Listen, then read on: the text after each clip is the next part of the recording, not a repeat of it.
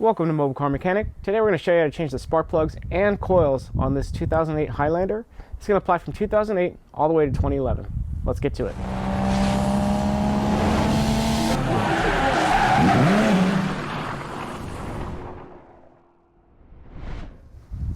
Alright, parts and tools needed are going to be, of course, the spark plugs and the coils, 6 of the coils and the plugs, as well as a ratchet, a 5mm hex, a 5/8 spark plug socket, a 14mm socket, 12mm socket, a 10mm socket, as well as a universal joint, variation of extensions, a needle nose set of pliers, preferably a long needle nose pliers, a torque wrench, and if you're vertically challenged, a step stool. Alright, so once you have the hood open, we're going to go ahead and be faced with the this cover here. So all you have to do, it's held in with grommets. You just have to pull up on it.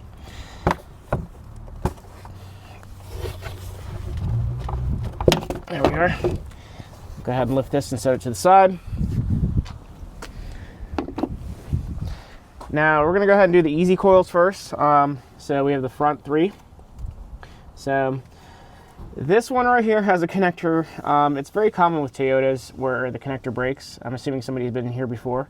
So normally you would pinch a tab, but in this case I'm just going to go ahead and pull it off if it comes off. Unless somebody glued it in there, I'd be extremely shocked. But if it doesn't come off, which in this case it's not, I'm going to go ahead and get like a flathead or a pick in there.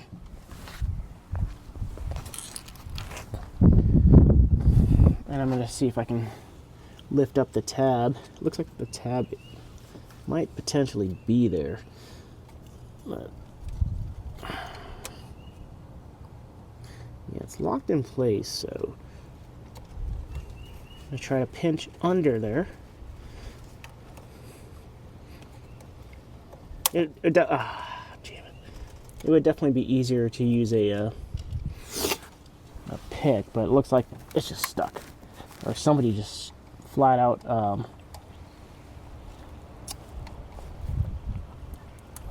yeah, it's not coming out.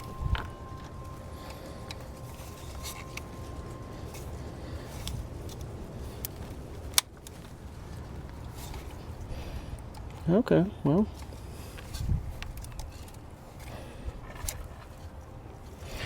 this is what it should normally look like.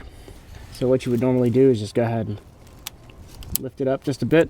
Like I said, they're brittle, but it should not lock in place like how it's doing. So that's how you'd pop it off.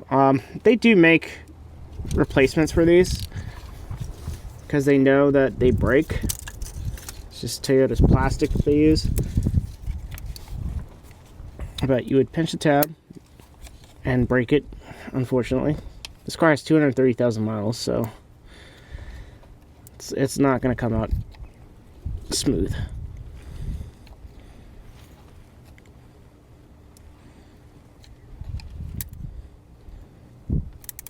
Alright, so we'll go ahead and keep messing with it until we get it off.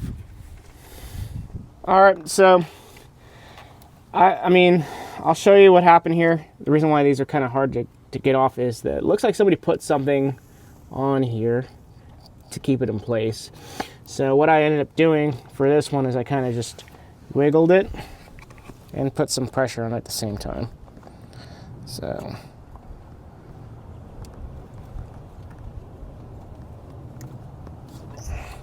you can see there's some red stuff. Looks like somebody put like RTV or something on it. So that's not normal. Hopefully yours does not look like this. Alright, we got all this brittle plastic and whatever. So now we're going to go ahead and take off these 10mm bolts.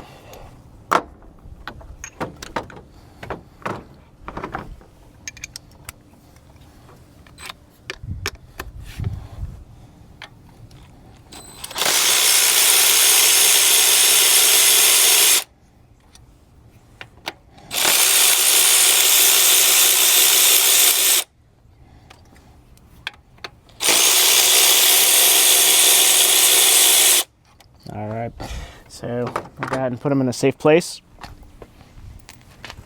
And then you should be able to go ahead and pull up on these.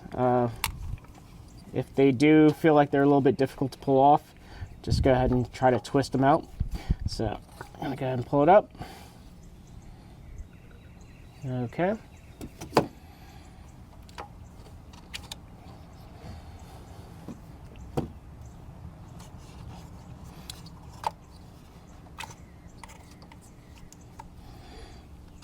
Fantastic.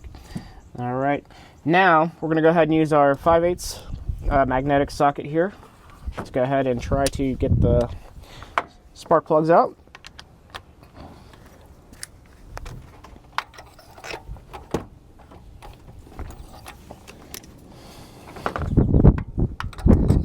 I want to make sure that it's on there good. I'm gonna go ahead and use a regular 3/8 ratchet on there.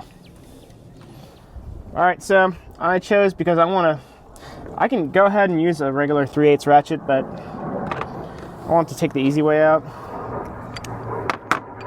So I got a longer extension. So I can go here. And we'll go ahead and, that is really loose. That should not be loose.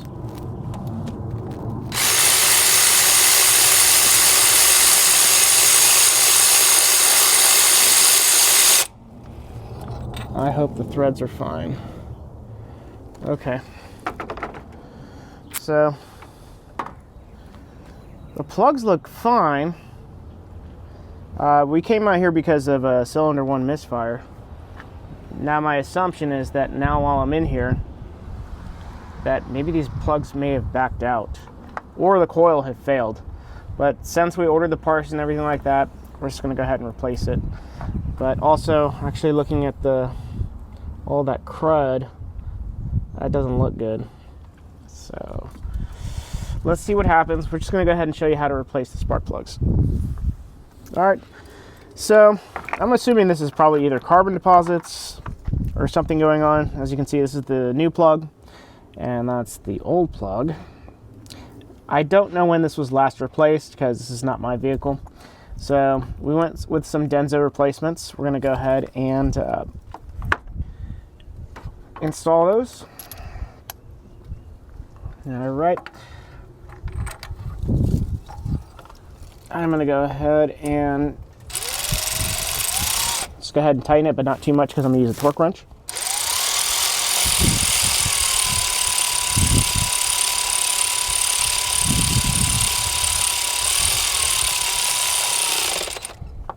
Okay. So torque specs for the spark plugs are 13 foot-pounds. So I already have my wrench set for that. So I'm going to go ahead and tighten it down once we catch it.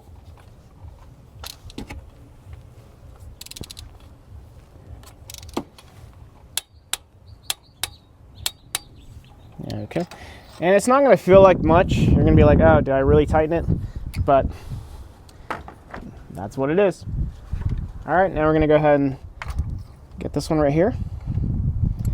Wow. That one's also loose. I didn't even get my socket wrench on it. It's loose. It's not good. This could explain my customer's misfires.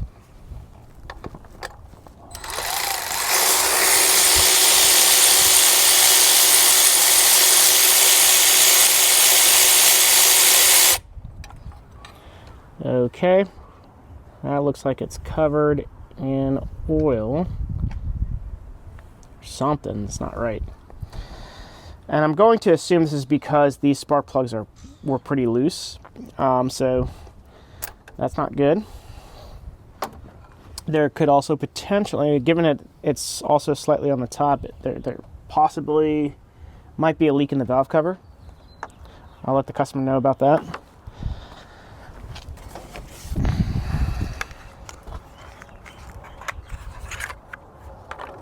Then we're going to go ahead and replace it with some Densos.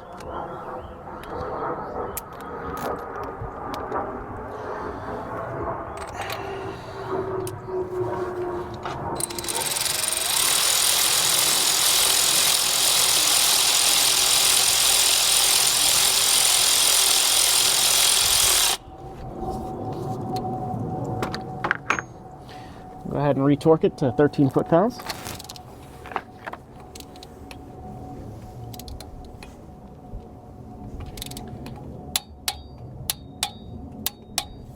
Okay.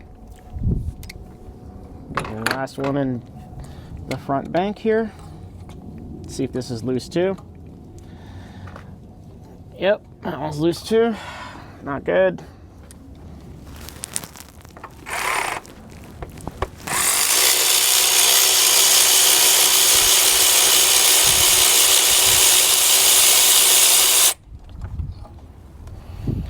All right, same deal. Potential issue with the valve cover gasket, as well as it being loose.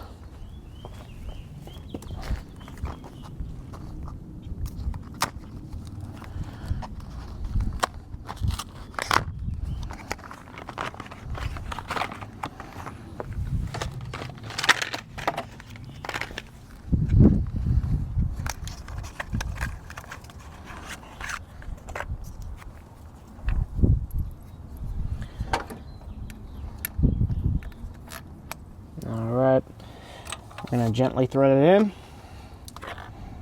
Make sure that my, there we are. Yep.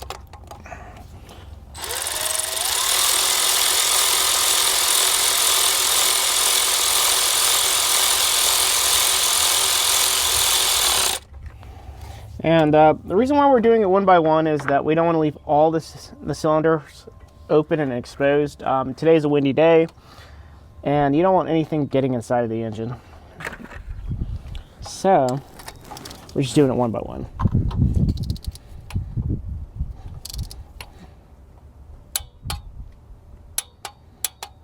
All right, fantastic. So now we're gonna go ahead and put our coils in.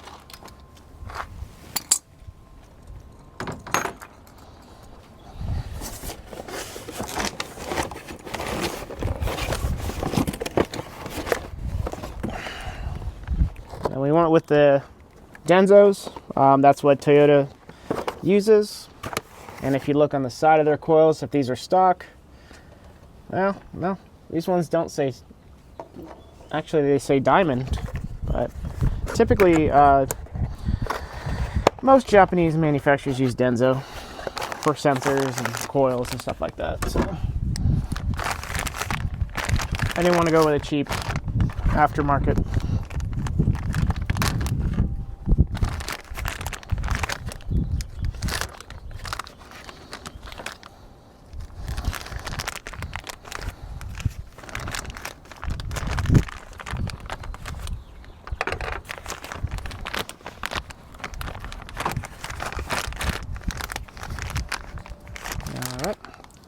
And basically what you're going to do is just going to push it in and line up the screw holes.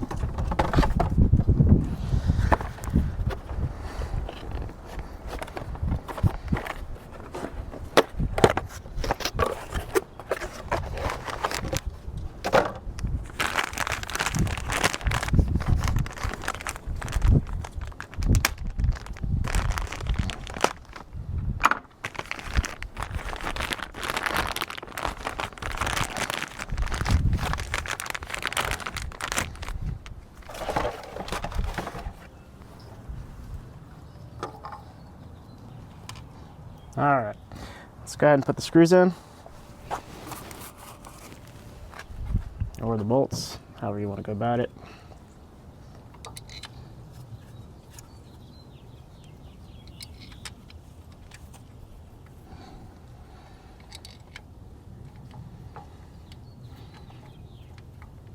All right, fantastic. So we'll go ahead and let's get those. These don't need to be super tight.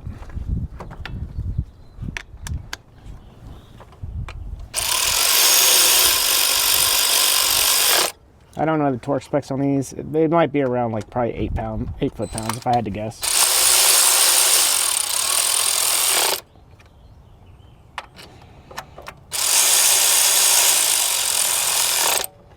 All right. So now that they're secured, let's go ahead and plug in the connector. So they're a certain length, so you can't mix them up. Just gonna go ahead and insert it. The seals in these things are actually pretty good enough to seal it, but if you want to, you can get a zip tie and secure it that way. But given the fact that the previous person who installed these coils and plugs used RTV, they're in there pretty good. All right, now we'll go ahead and start the process for the rear.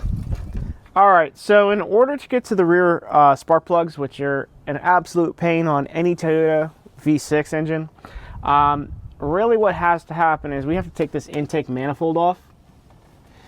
Now, in order to get this off, there are brackets behind there. And guess what? In order to give yourself more space back there, we gotta take this whole wiper cowling and the wipers off. So what we're gonna go ahead and start out with is the 14 millimeter nuts that are holding the wiper down. So let's go ahead and loosen that up. All right. So just as maybe a rule of thumb, it looks like the windshield on this vehicle is a bit dirty, so I'll see the witness marks for the wiper. But if you'd like, you can put like a piece of tape or something like that to kind of mark the position of the wipers. So once we got that nut off, you may or may not be able to get the assembly off easily, but we're going to go ahead and try. So we're going to give it a little bit of a lift, and then we're going to go ahead and grasp this section of it, and we're just going to kind of lift it up and down. As you can see, it kind of loosened up. So let's go ahead and push down on it and then lift it up. Got my witness marks.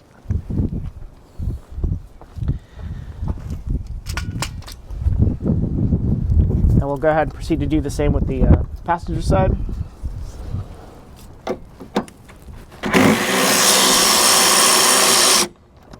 Okay, put the nuts to the side.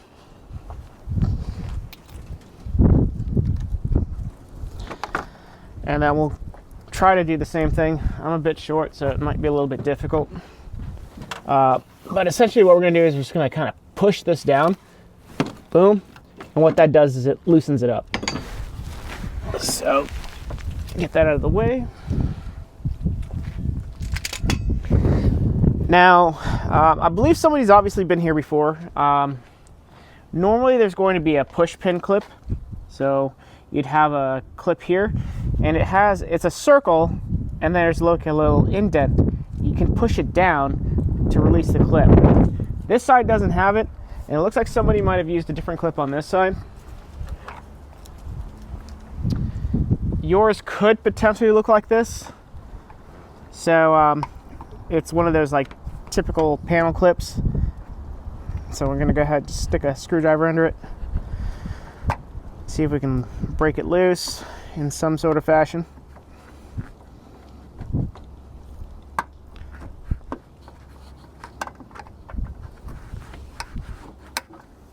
May want to use a bigger screwdriver on this, but so now we got the clip loosened up.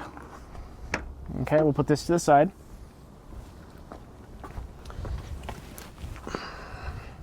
Okay, now the go ahead and get the leaves out of here. So essentially what's going to happen now is this is basically clipped into this metal portion. So we should be able to just go ahead and stick a screwdriver in there and just kind of break it loose. Preferably a flathead. It looks like they're pretty easy to just loosen up. So, but if anything, you just need to pry up, make a gap here. And then what we're going to do is we're going to pull forward. because what this does is it locks into the bottom of the glass of the windshield. So we should be able to just go ahead and pull forward. All right.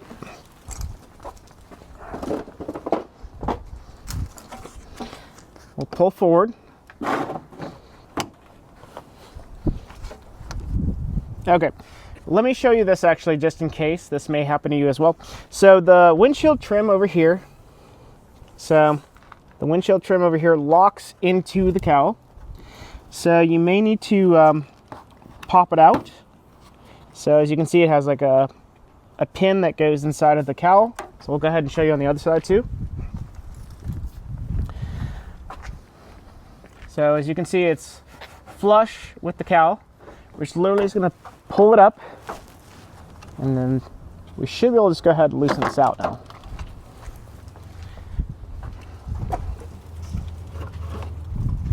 Wonderful. All right, so now we've exposed the wiper motor assembly, or what they refer to as the wiper transmission. So what we're going to go ahead and do is we're going to go ahead and start unplugging the electrical portions of things.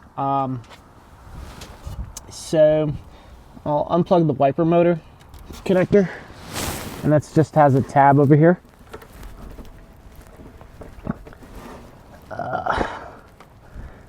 These Toyota connectors are such a pain sometimes, I swear. And then this is apparently a radio antenna. So I'm going to go ahead and try to pinch the small tab in here and then pull outward. Once we have a good pinch. If not, I'm going to go ahead and use this little baby flathead to push down on that. Pull forward if it comes out.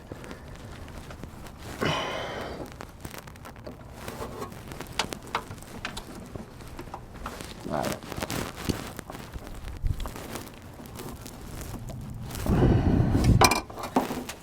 Sometimes the simplest things are the hardest things. So let's try this again. I cut my nails too, so it didn't help, unfortunately. But what we're doing is pushing this tab down.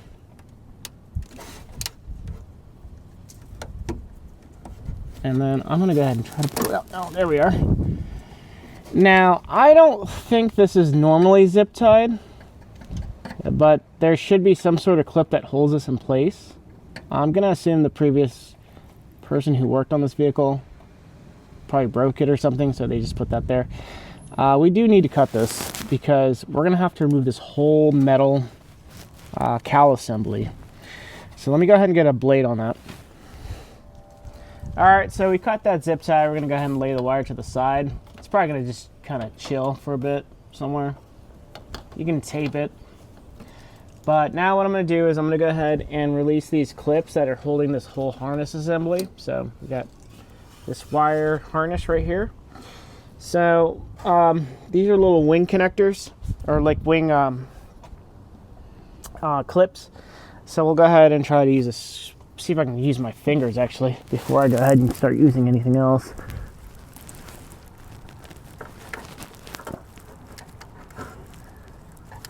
These are always kind of a pain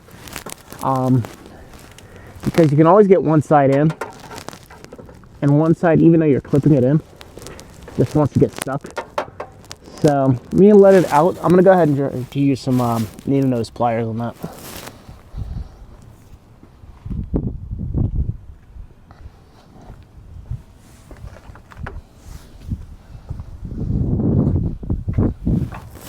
Let's see if I can squeeze them in. And then we're going to try to see if this thing goes.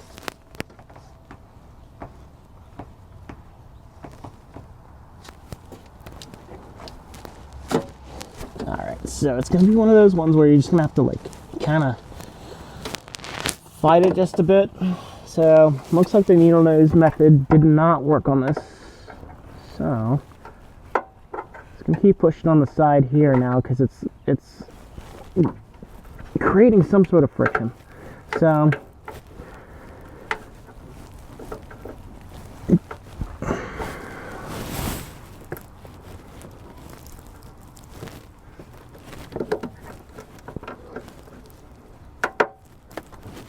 All right.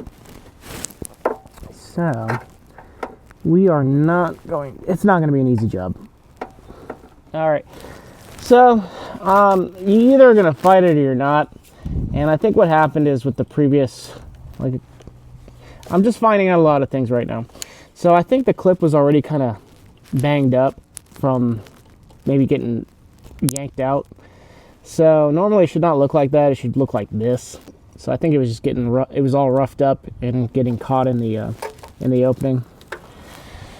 So we have an adventure to look forward to. I'm going to try to go ahead and use the needle nose pliers again.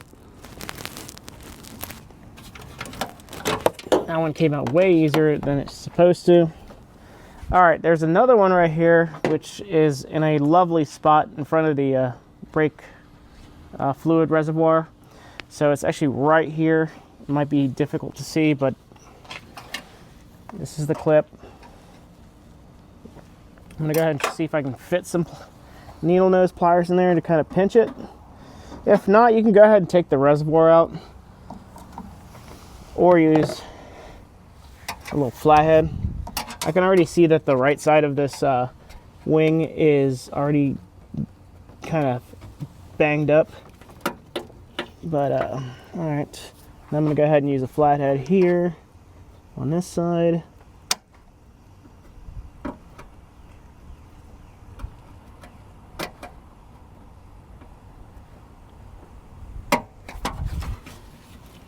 There we are. This one looks like also a pain in the butt. So it's got the wings facing this way, so we're gonna go ahead and try to pinch this one here and see if I can lift it up.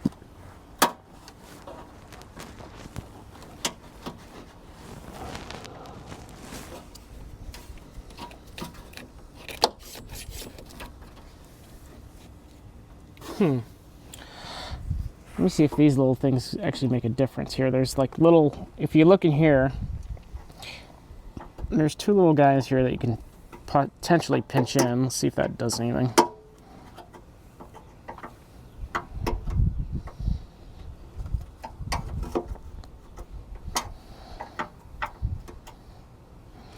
I guess those don't do anything. I'm gonna try to fit a flathead in here and see if that does anything. I mean, these are technically taped into it, so it's not a big deal.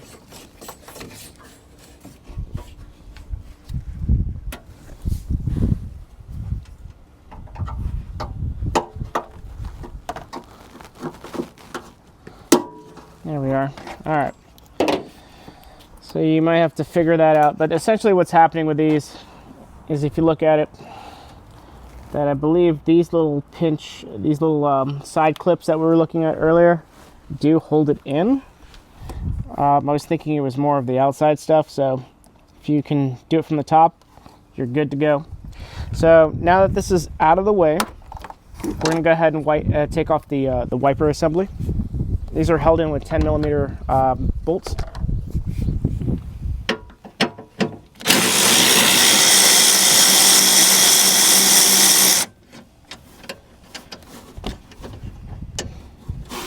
You'd think that this would come out easy. All right, so let's keep going for them.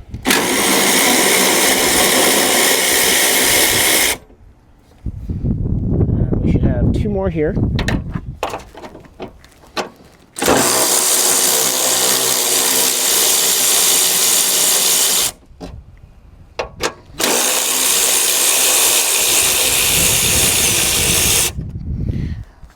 Just mess with this one again.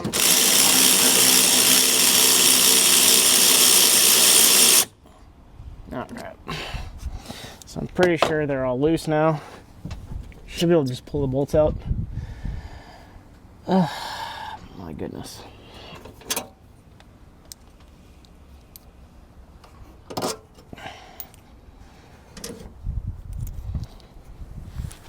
And then you want to be careful because this is the edge of the glass.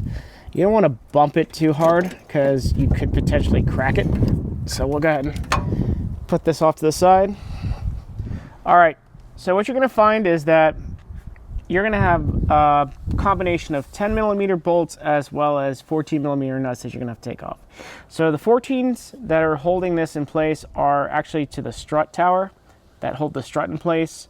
You don't have to worry about anything because the weight obviously is on the car, so the strut's not going to pop out.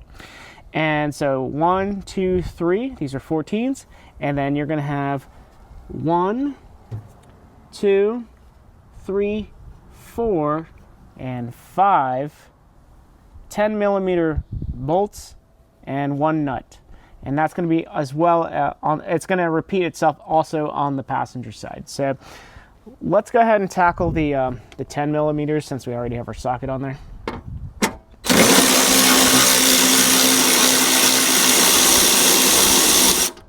Okay, and we'll go ahead and tackle the ones over here on, well, this one here too, actually, sorry.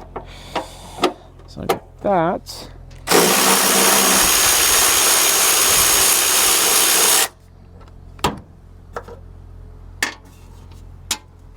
And then we'll tackle these two here in the corner.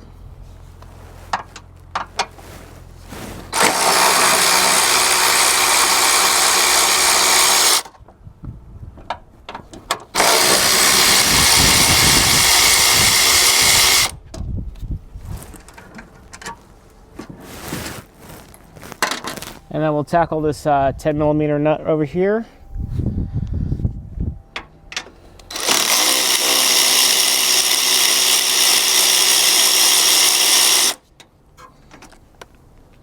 All right, and we'll go ahead and get our 14s on this. All right, so I was having an issue with my other socket, so we're gonna go ahead and use a new 14 here. So let's go ahead and break it loose.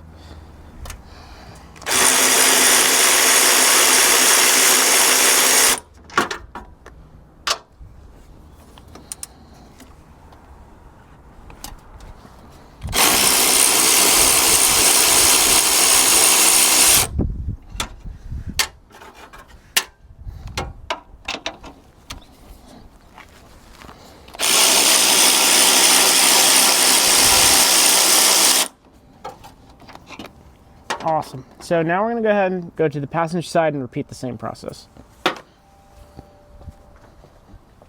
Since I have my 14, I'll just go ahead and knock these out first.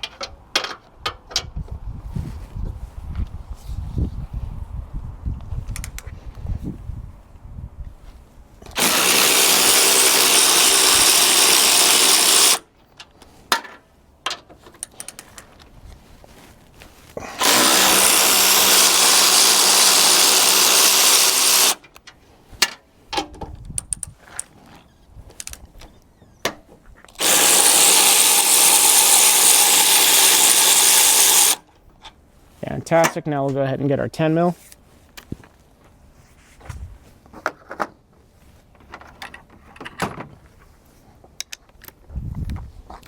Then we'll start at this one right here.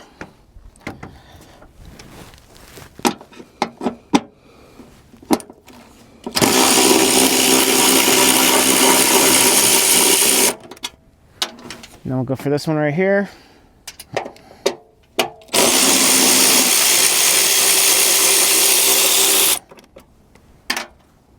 Now we'll go for the 2 right here.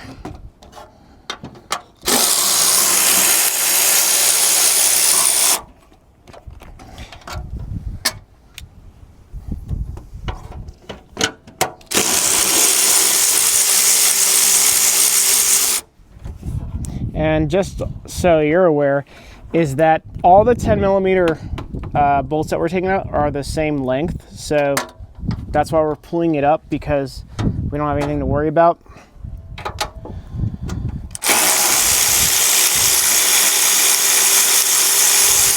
All right, and then we're taking the last 10 millimeter nut off. Now we should be able to go ahead and loosen it up and lift it up by hand, unless I'm missing something. All right, so what happened is the threads of the strut here are kind of like putting a little bit of a tension on it. All right, So we're gonna go ahead and lift it forward like we did the plastic cowl. So we have our, I chose to keep the nuts and bolts in here to kind of just keep it where it needs to go. So now we can go ahead and get this out of the way, put it to the side. All right, so what we're gonna have to do now is we have to take off the top of the air cleaner assembly, or the intake box essentially. So what's gonna happen here is that we have two 10 millimeters that hold it in place.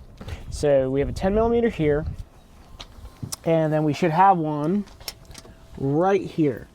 Clearly it's missing. If you have yours, it'll be right here. So I'll go ahead and unplug this connector. This is the mass airflow sensor. We'll just pinch the tab. And then we're going to try to pull it off.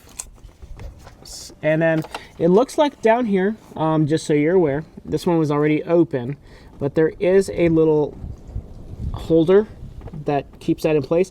So what you need to do is get a flathead and pop it open. So that'll be the fun part. So now that we have that out of the way, we're gonna go ahead and tackle the 110 millimeter bolt that we have here.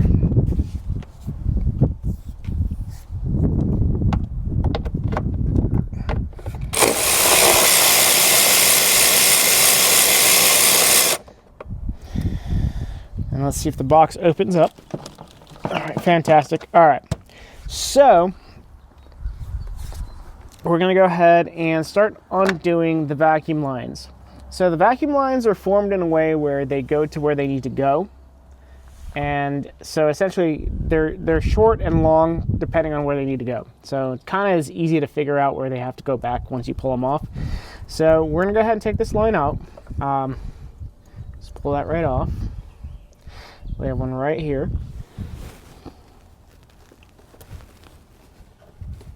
Take that off. And then we have another one right here. You might need like pliers or something to go ahead and just potentially remove them if it's too tight. So we have that out of the way. Let's see if we can go ahead and pull this one off. Fantastic. And then we have this one running all the way down here. The easiest point here is right on this valve assembly. So we're gonna go ahead, if you have clips that are long like this is for you to pinch them with your fingers, not pliers. You don't need pliers, but you might need pliers to go ahead and break this loose, but we're gonna go ahead and see what we can do. So we're gonna go ahead and twist it and pull up at the same time. Fantastic. So we're gonna lay that to the side. It looks like it should lock in here. So essentially what's gonna happen is you'll just have to twist it out of there. Fantastic. Now we're gonna go ahead and tackle the 10 millimeter clamp here.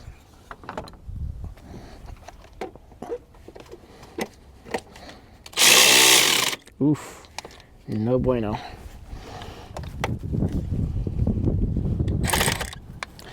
So, looks like that's rusted in place, and I'm gonna go ahead and try to counter hold it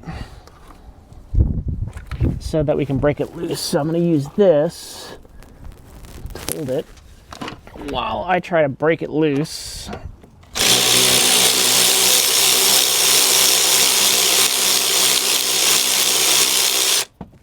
All right, fantastic. Once you can get your actual wrench off of it,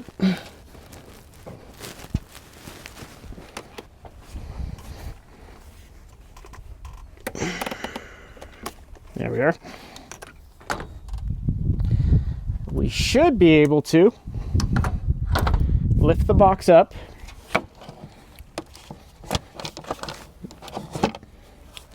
and then pull it out of the notches here. And I should be able to go ahead and twist it off. You need to be careful. I don't know if there's anything else hooked to this, so looks like there isn't. So we'll set this off to the side, and then we'll take off the air filter.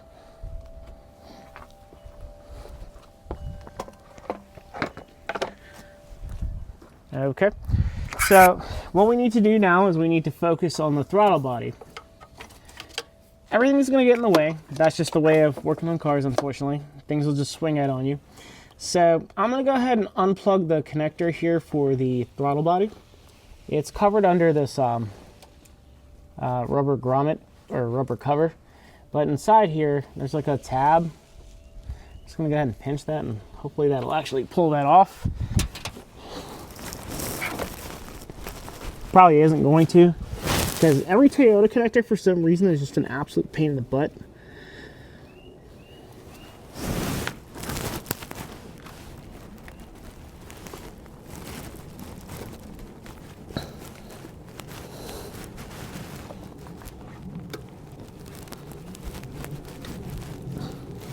Alright, let me see if I can use some pliers on it. I'm going to try some pliers here. Just going to pull that out. There we are. So essentially where it says push, that's where we need to be. So you can see it's a connector, but it's covered with rubber, obviously to keep the water and stuff out. So now that we have that out of the way, we are going to go ahead and take out these 4 10mm bolts that hold the throttle body to the intake manifold assembly.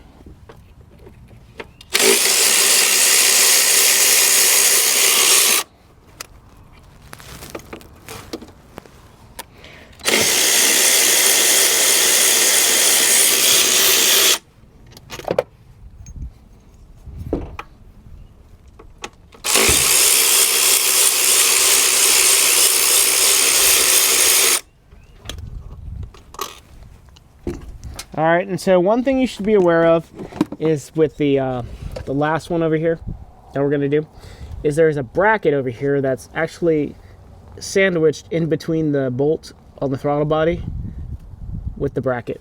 So just a rule of thumb, because we're going to have to put it back the same way when we put it back in.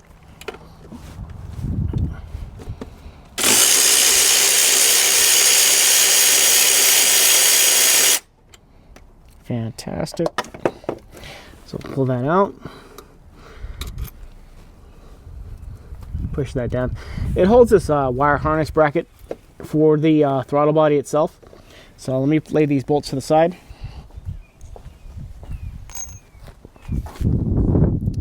The throttle body now should be able to come right off. And if you're looking to do anything now, there is a throttle body gasket here that you can replace. There's also going to be some for the intake manifold as well. So you can go ahead and replace those. So now that we have this off, let's go ahead and focus on the intake manifold itself. All right, so what we're going to do is we're going to try to tackle the hardest portion of this job, which already you're going to be like, there's more? Yes, there is. So there is a bracket on this side and a bracket on that side, and it's a 12mm bolt. Unfortunately, it might be a little bit difficult to see, but there's a bracket like right here with a 12mm in it.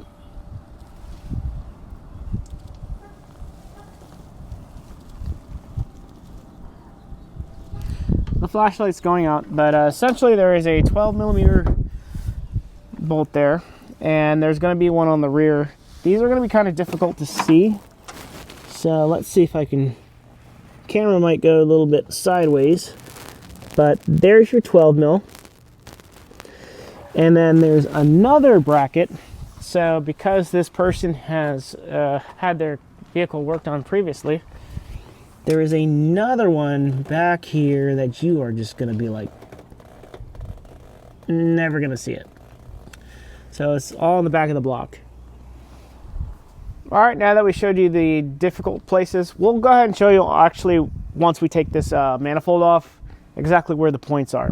So I'm going to go ahead and tackle the 12mm that's actually right here. Let's see if my wrench will get in there.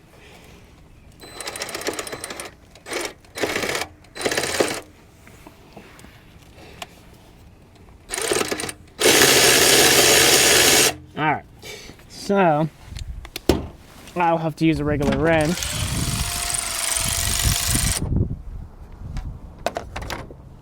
because the angle is kind of weird.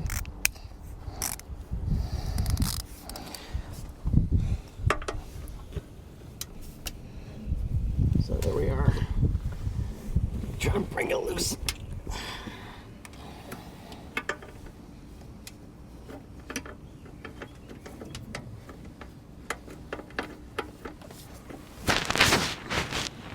You may want to use a regular like ratcheting like spanner wrench, because the angle is pretty deep and I'm short, unfortunately, and this thing just wants to be a pain in the butt. So let's go ahead and just get back to it. Alright, so we have it in place now. Just gonna go ahead and break it loose.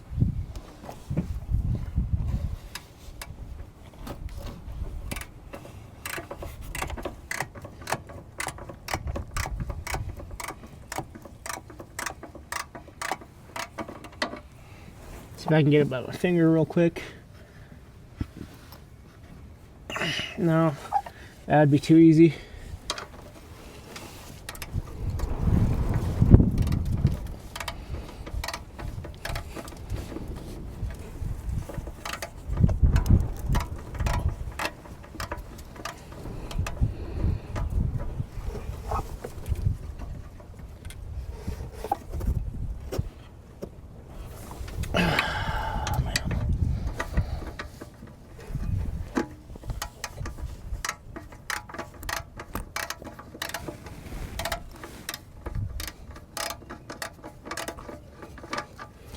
See if I can take the socket off and do it by finger, just because it's tight, but it's not tight at the same time.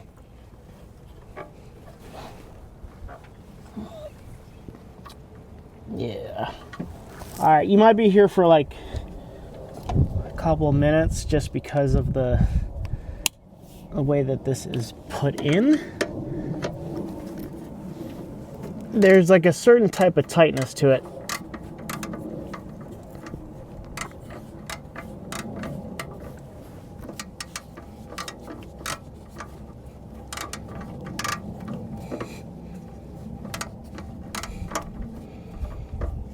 Okay.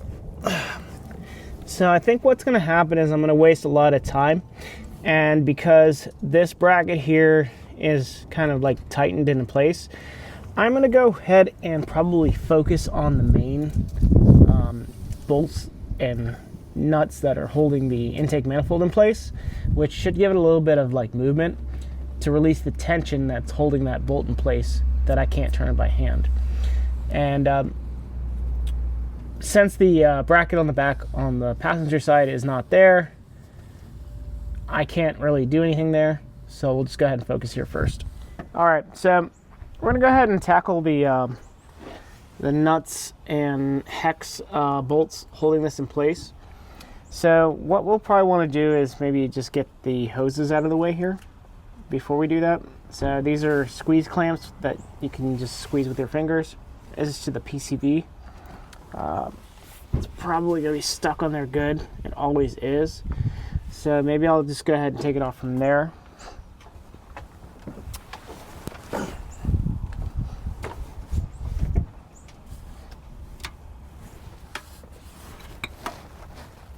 There we go. So let's just turn that to the side here. And then there's another one right here. Just go ahead and take it off the intake system. Pop it out of the clip. So now we should have access to our 10mm nut here, and then there's another one right there.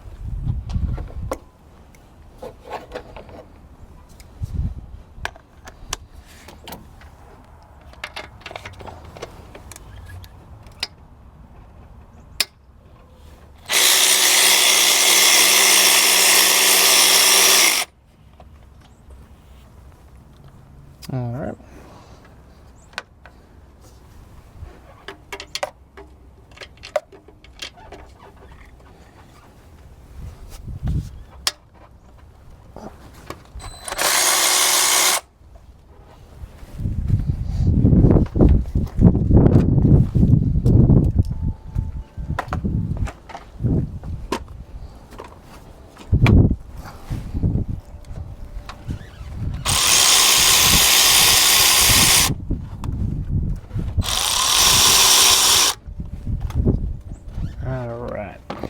Now we're going to go ahead and tackle our 5mm hex bolts here.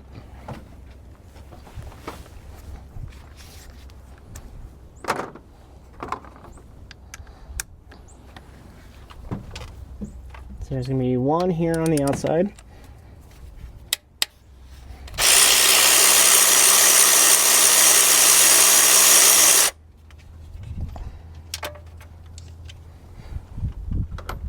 And then there's going to be another one on the inside here. So we'll go ahead and try to tackle that.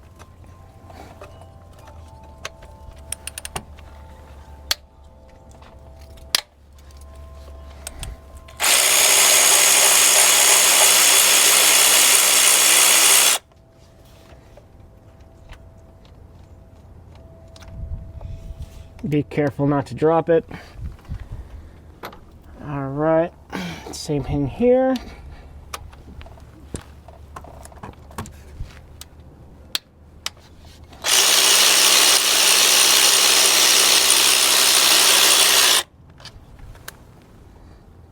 And then there's another inner one.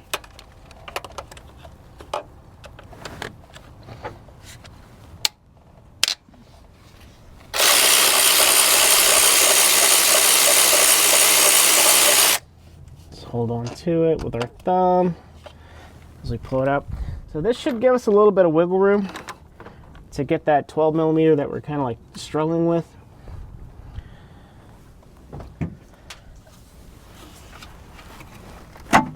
Okay, there we are. So we got that loosened up just a bit. Let's see if we can get our, there we go.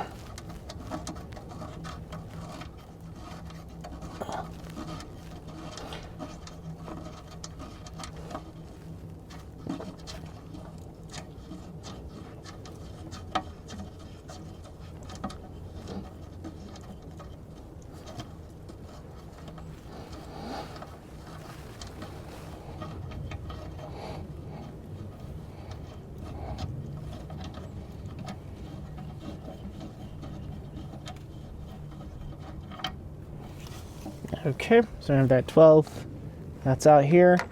And then after obviously removing it from the rear here, you should be good to go. Let's go ahead and remove this connector here.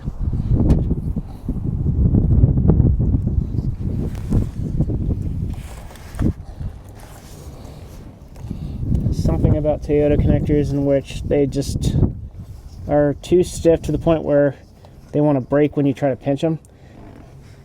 That's probably why they break. Man, this thing sucks.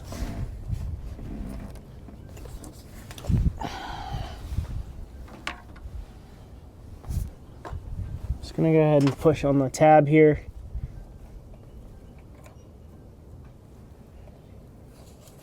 See if it comes out.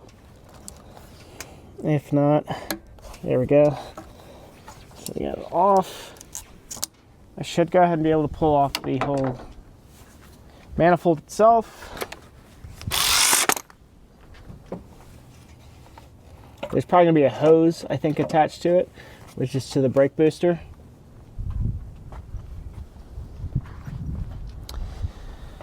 So to make my life a little bit easier, I'm gonna go ahead and pinch this one right here with the pliers. So I'm going to use my needle nose here, my long nose, needle nose. Pinch these these clips here, or this clamp, and then I'm going to go ahead and twist it and pull it off. And then I should be able to go ahead and just pull this right out.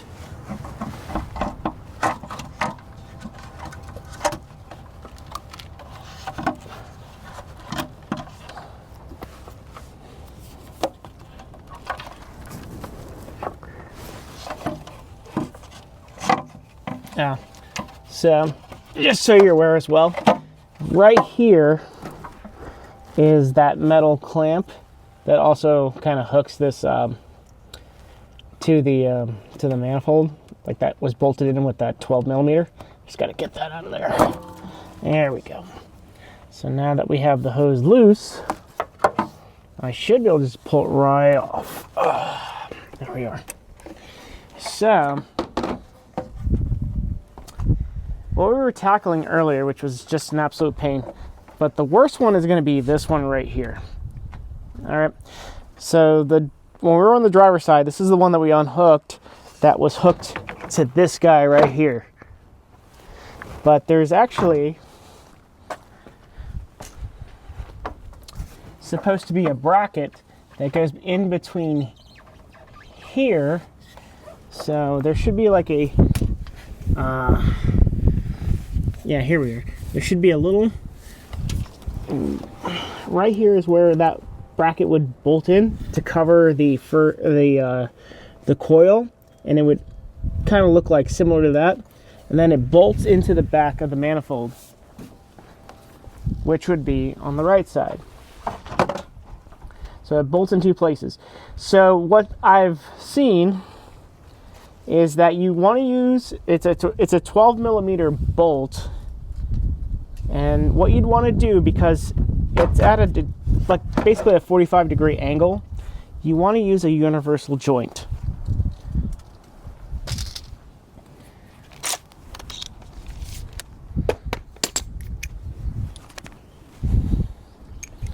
All right, so you want one of these guys, and then you would take your 12 millimeter and put it on there, and then essentially what we're going to do is we're going to go from the back here and try to get it in this area. So this is where we want to go. So once you have it on there, you should be able to get it off. Most people don't put it back because they already know how difficult and how much of a pain it is to put back in there. And don't blame anybody for not doing that. So it looks like the previous person who's been in here before did it that way. So once you get that off, then the actual whole assembly comes out. So now we have it off. All right, so if you're short like me, you're gonna need a stool to stand up because the rears are really deep in there. So essentially what we're gonna do now is we're gonna focus on getting the connectors off. You have a nice fat wire harness over here that's going to just make your life so much easier. So we have one here, and this lovely angle right here. What I may do, and you don't have to do it, is maybe take these 10 millimeter nuts and bolts out to kind of give you a little bit more flexibility. What I do want to do, is because it's windy and just stuff is just flying all about, is these are your intake ports. So this is where your car kind of sucks in air. You don't want dirt getting in there because that's what's going to get burned. So let me go ahead and get like a paper towel and put that over there. All right, so I'm going to go ahead and try to tackle getting these out of the way. May not be necessary, but I'm going to go ahead and do it. By the way, like I said, we just covered up the intake ports so we don't get anything in here.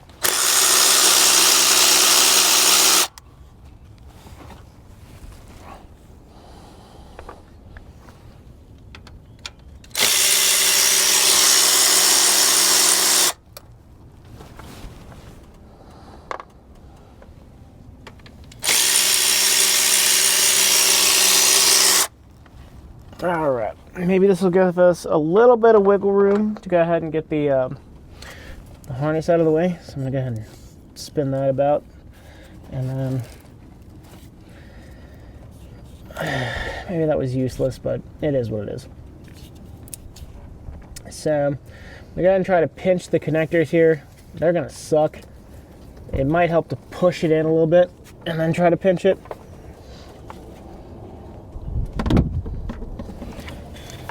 But more than likely they're going to snap, like every connector on this thing. There we are. That was one. It snapped. Let's go for another one here. Push it in a little bit. All right, that one also snapped. No surprises. And then at this point, I expect this one to snap as well.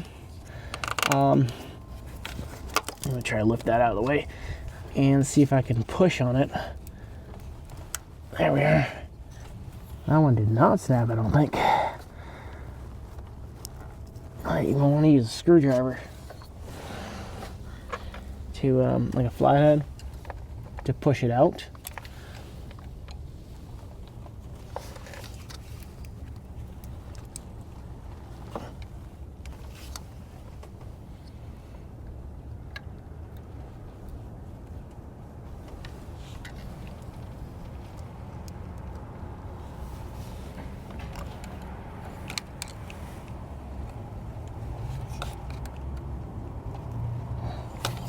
Let me see if I can.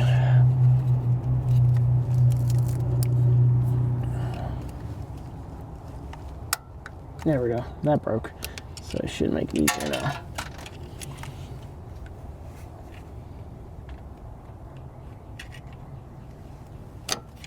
Alright, fantastic. So that's out. Now we're going to go ahead and tackle those lovely 10mm bolts holding in each coil. So we have one here, and one right here. So this is probably going to be your easiest one. Alright, so I'm going to go ahead and start with the easiest one here. So that's all the way to the right here. Let's go ahead and knock that out. And once you get it broken loose, you should be able to go ahead and loosen it up by hand.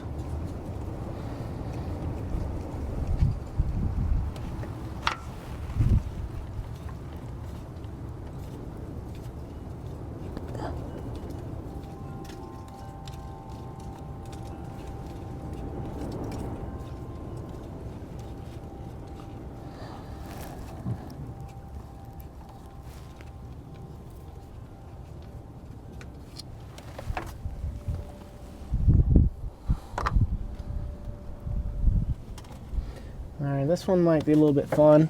Let's try that out.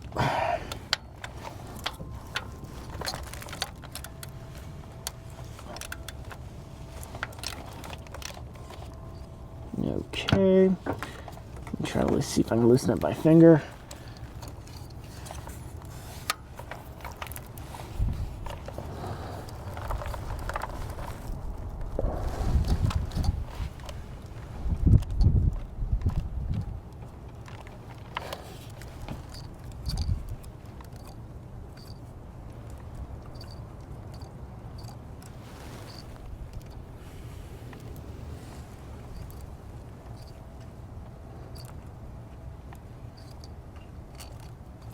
Beautiful. All right, let's see. All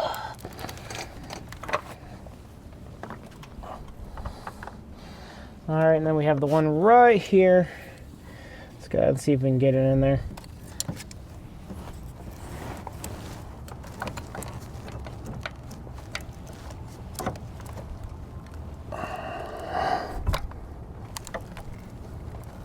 May not want to use a deep 10mm, but that's what I have right now.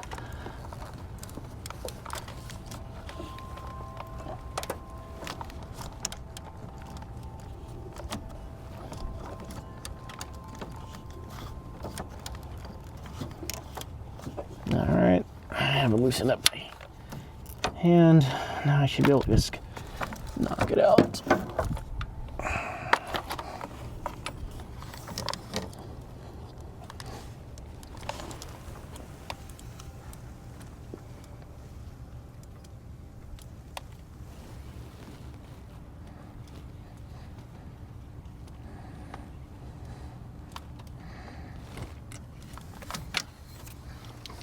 Okay, so now we're going to go ahead and try to pull out the coils.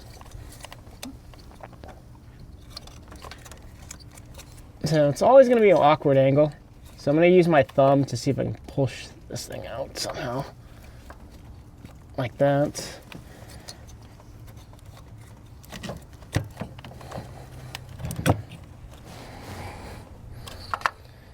I'm going to try to do the same thing for the middle one here. Use my thumb and spin it at the same time. and pull up on the harness. Oh yeah, of course the bracket's in the way.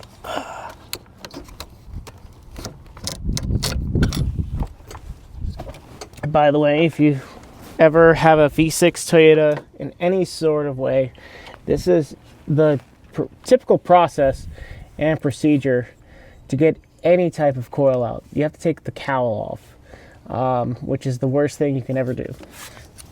But that's the way they chose to design it. But it is what it is. So we're gonna go ahead and try to see if we can get this out. I feel like I'm gonna struggle with this one.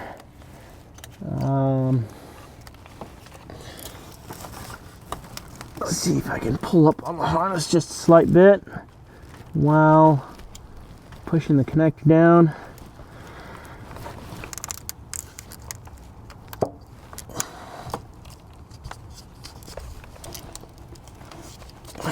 Dang. Yeah, it's gonna stink. So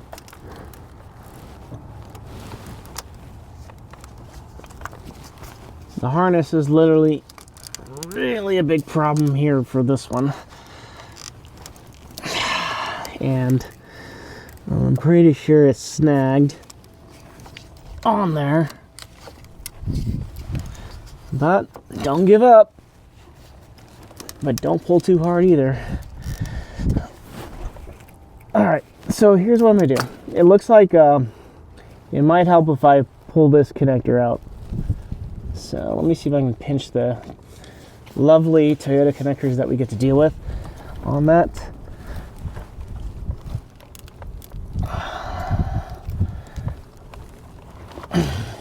Damn it. I have a choice of words for Toyota. Let me see if I can pull this out actually. It's one of these lovely post type of clips where it hooks onto the threads, but you can typically get it off. And I think this might be holding the harness from moving a bit more.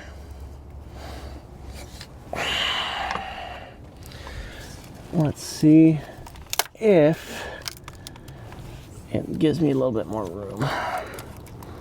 Do I believe in this? No. Do I hope that it works? Yes.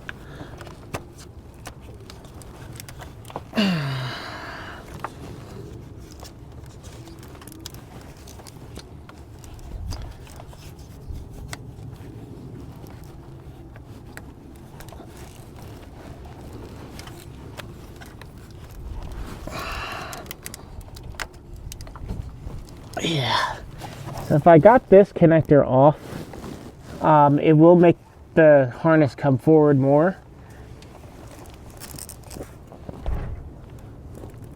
But given the way that Toyota makes their connectors, they make it to the point where it's impossible to actually take it off.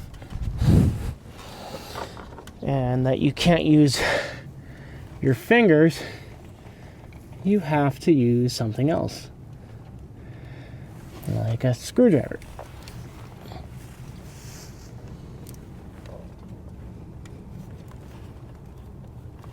But given the way that this works, that would be too easy.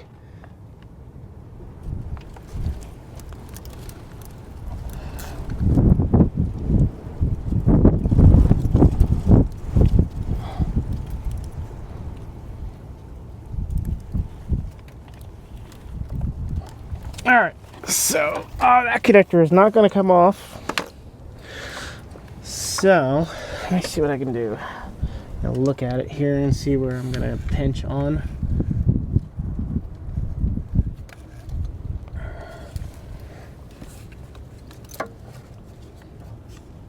Okay. So I do have to pinch where I'm pinching at, but it won't. It's just not going to do it. Alright, so what I really wanted to do is undo this connector to give me more flexibility to pull this harness up. Well, that connector sucks. as well as many other connectors on this freaking car. So what I ended up doing is I went to the harness bracket here, and there is a clip that I stuck a flathead under, and I pulled this all the way out to allow me more flexibility to just pull this thing up without freaking completely getting like to the point where I'm going to rip the connector off on that stupid thing that I had a problem with. But now I'm in a position where like the coil was just kind of getting stuck to the firewall. Luckily it's out now. If you want to sell your Toyota now, I don't blame you. So now it's out of the way. Now I should have access. I don't know how it's going to work out here to get the spark plugs out.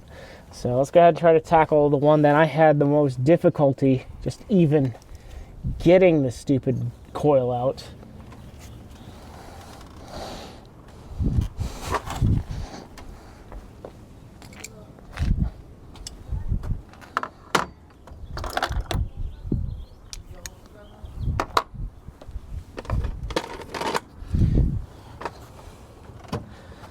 Now, I highly doubt I'm going to get this in there first try, but I can only dream.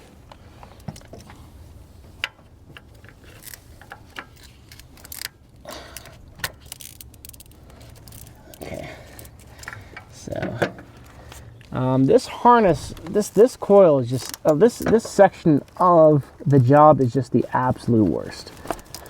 So it's just garbage. You might want to use two like small extensions. I'm going to try to use a universal joint at this point and see if it makes any type of difference. But yeah, it looks like it does. And of course, I can loosen it by hand.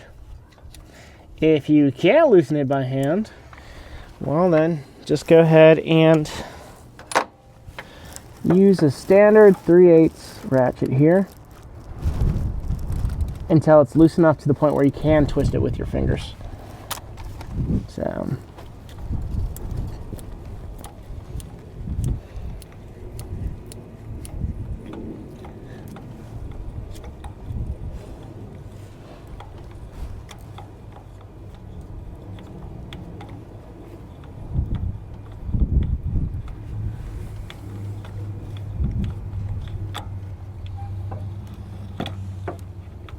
all right, awesome.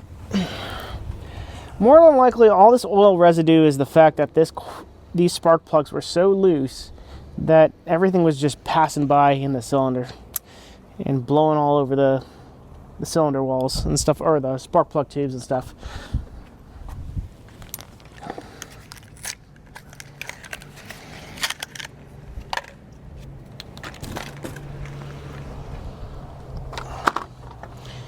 Let's put our new shiny plug in there.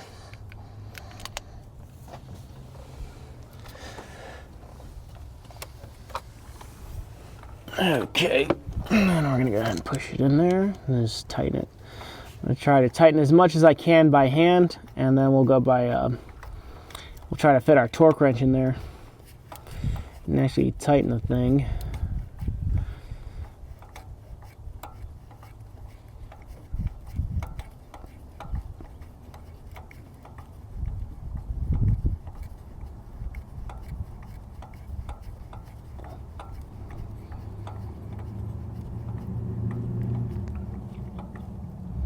All right, let me get my torque wrench. And we're going to torque it down to 13 foot-pounds.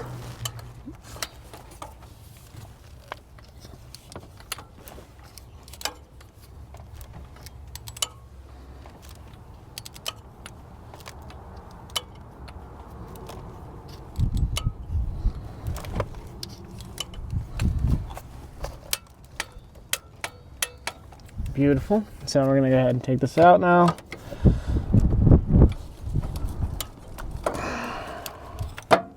Now we'll go ahead and go for the other cylinder here.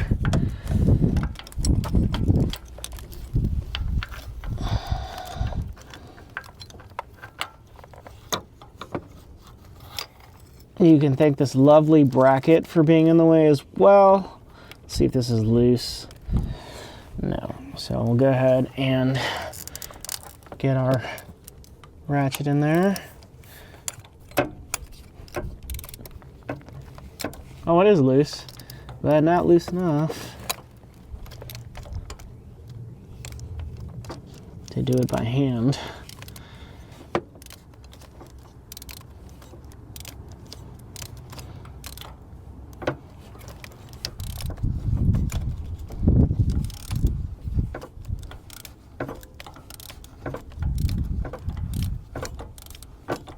All right, let's see if I can get it out by hand now.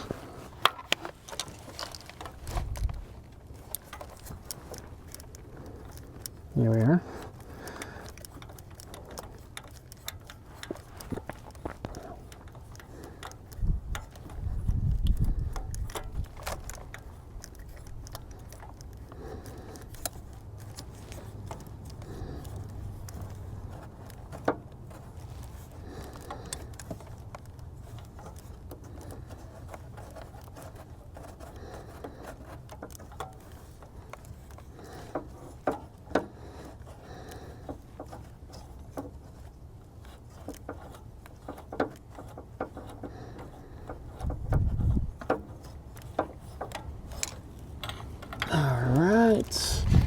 So you can see this one was a bit more tight, so obviously it's not covered with all that junk that was on it before.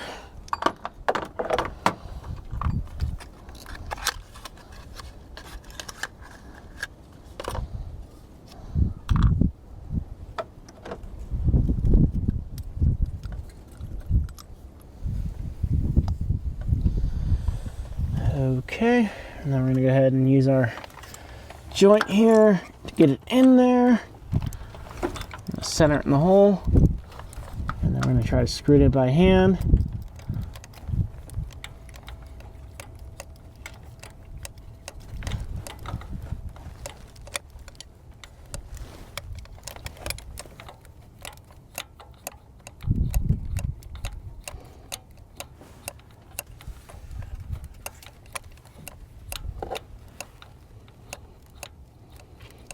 At this point, given how in-depth and how horrible the rears are, even if your coils are good, I'd probably just go ahead and replace them so you don't have to ever come back here for another 100,000 miles.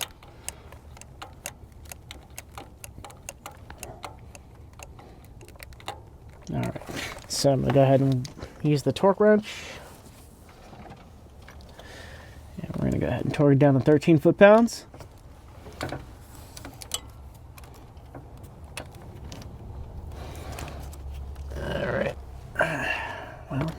Still slightly loose, but not enough to do it by hand.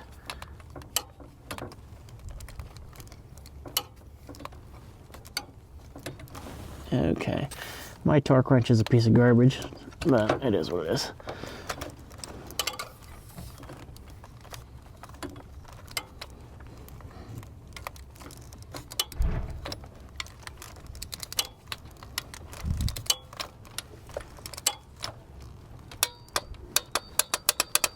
All right, fantastic. We are torqued down. And I'm gonna go for the one here. See how much fun this one's gonna be.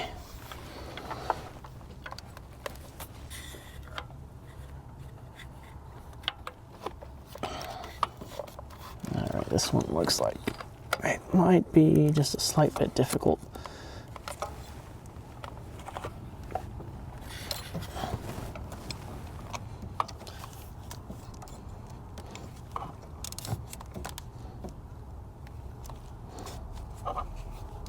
That one's actually tight, so.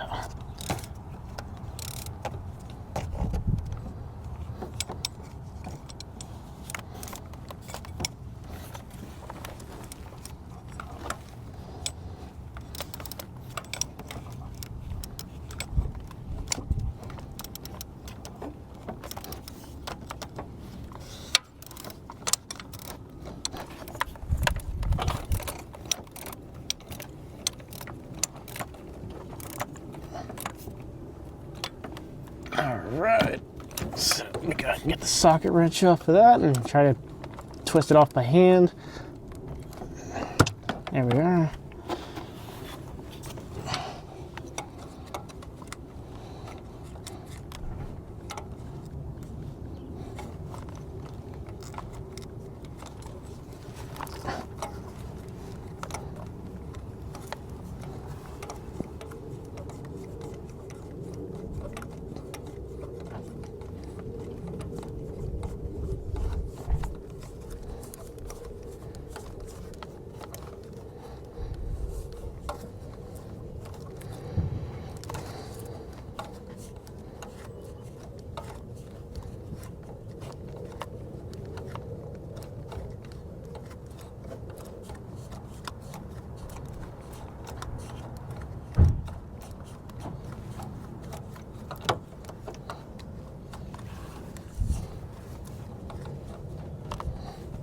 Okay, we got the plug.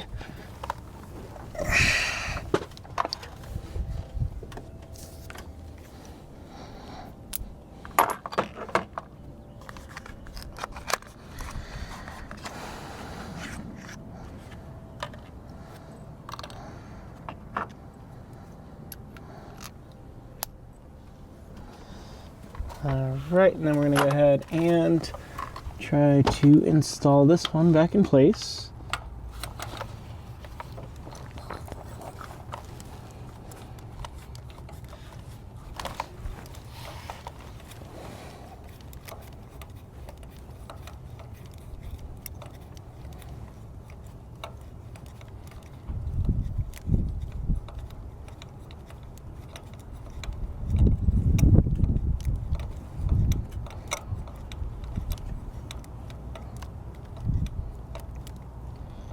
Okay, so it's now flattened down and then or bottomed out.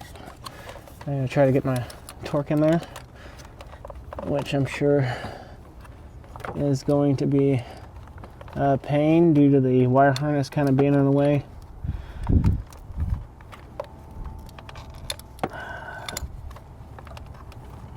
We are almost there though.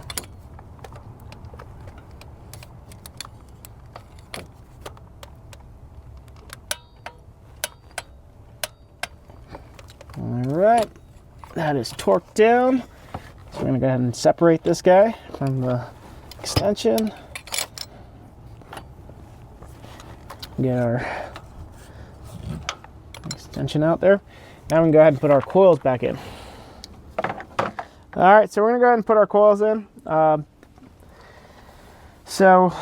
Basically what we're going to do is we're going to just go ahead and insert them the same way they came out. And we'll match them up to the bolt holes. If we get there, I'm gonna have to go by feel here.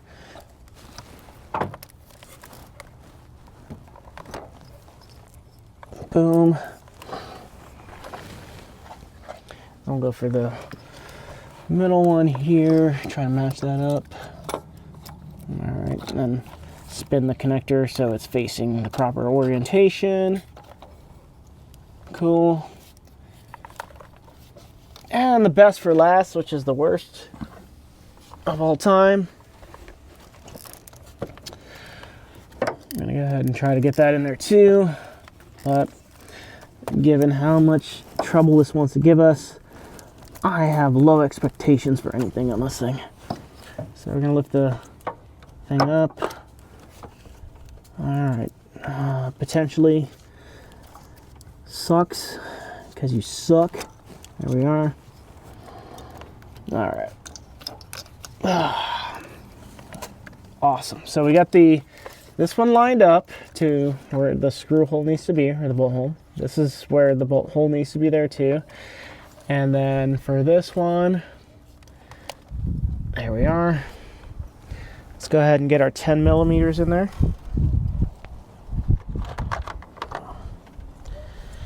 I'll get this one first because it's right on top.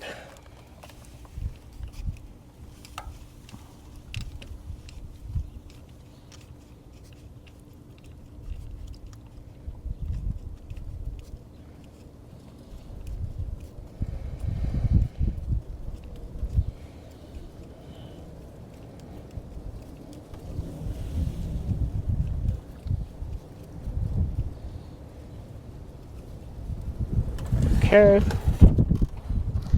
And then we'll go for this one right here. With this lovely bracket in the way. Just go ahead and get it in by hand.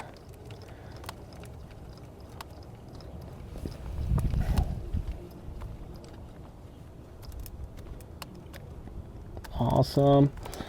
And then, last but not least, this guy right here should be a lot easier.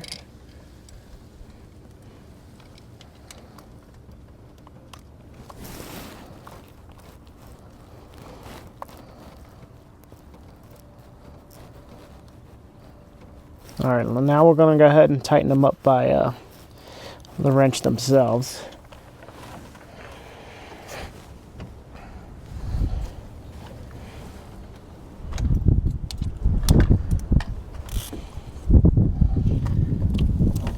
Okay, and you don't need to go insanely tight on these.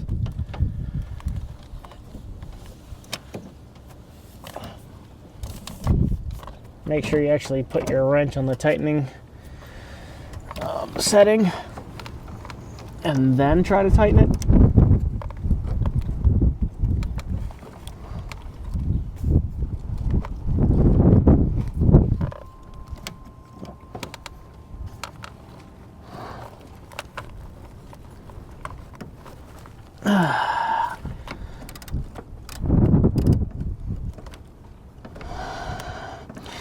Oh man, this car sucks.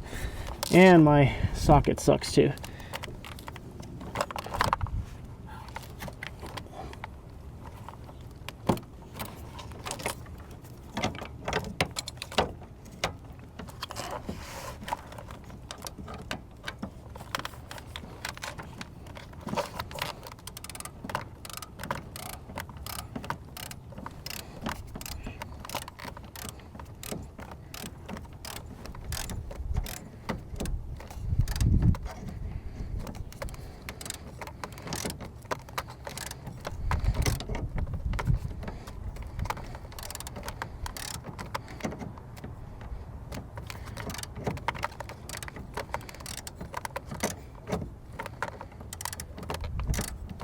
You'll want to use like a short 10 millimeter on this because it just isn't enough clearance there.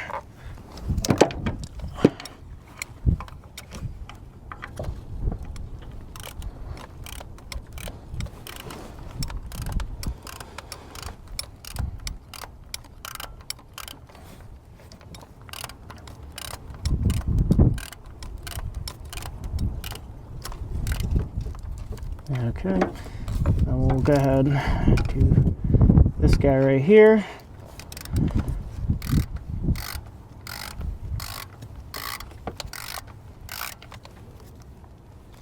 Sweet. All right, so now we'll go ahead and put the connectors in place.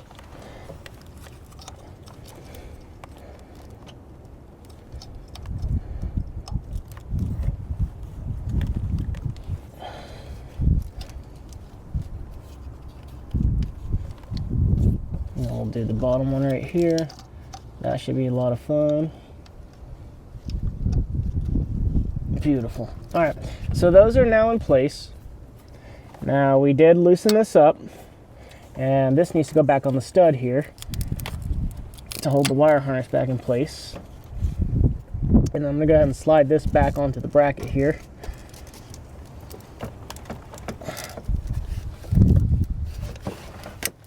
All right, got it clicked in. We'll put this back on here. Beautiful. So we had two 10 millimeter bolts here and a nut there.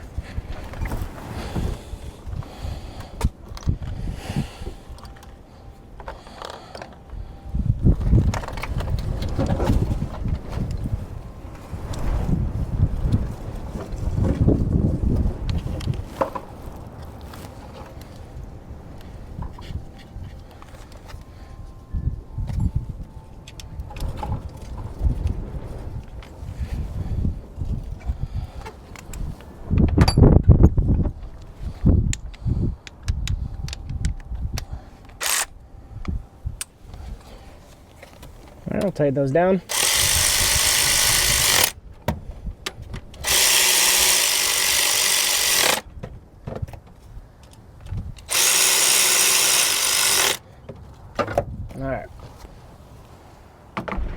All right, so after you've done everything in the rear, we're now going to go ahead and put the intake manifold back in place.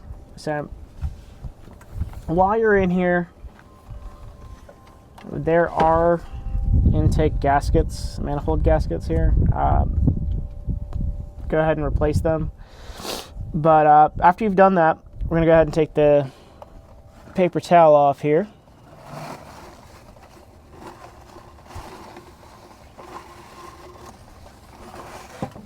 Okay. And then we're going to go ahead and place it in order.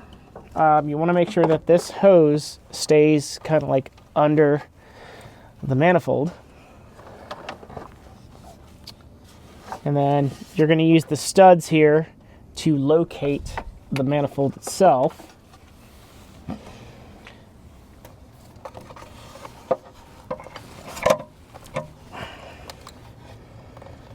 Make sure you get the PCV hose out of here, out of the way. And then we're going to fight our lovely route of stupid hoses, unnecessary amount of hoses. Make sure that this is actually routed properly. I think it actually goes right out. Okay, so where it is right here, this hose that's going to plug into the intake piping needs to be right here. So now that it's in the proper placement, we'll go ahead and settle this into the studs. Okay. And then at this point, we can get our 12 millimeter and put it on that stupid bracket back here, just because this is loose, and it'll make it easier to screw it in by hand. All right, so I'm gonna get the hose. Let me go ahead and plug this right in to the brake booster. Okay. And then I'll go ahead and push this back into its bracket. Or I'll do that after I put the 12 millimeter bolt into place. So I'm doing it while this is loose because it's going to make it easier to position this in place and able to screw it basically by hand all the way in place until it bottoms out.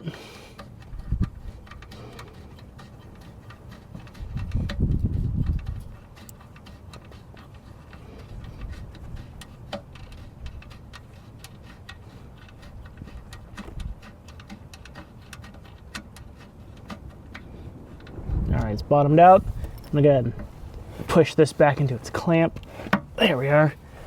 And then I'll go ahead and squeeze that in. All right, so we'll get our long needle nose pliers and then just squeeze it and kind of slip it back into place where it was. Awesome. Now let's go ahead and tighten this down. It's your choice, and I'm pretty sure it's not very important, but if you really want to put that bracket in there, you're more than welcome to. But you know you're going to be back here again, and you're probably not going to want to deal with it. So it's just a bracket. I've seen many of these intakes in the past, never had a problem, but it's your choice, your call.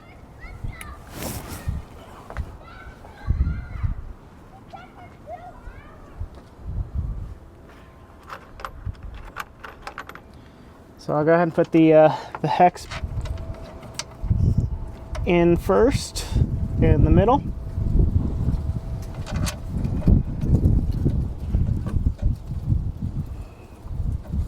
And then I'm going to find the hex socket.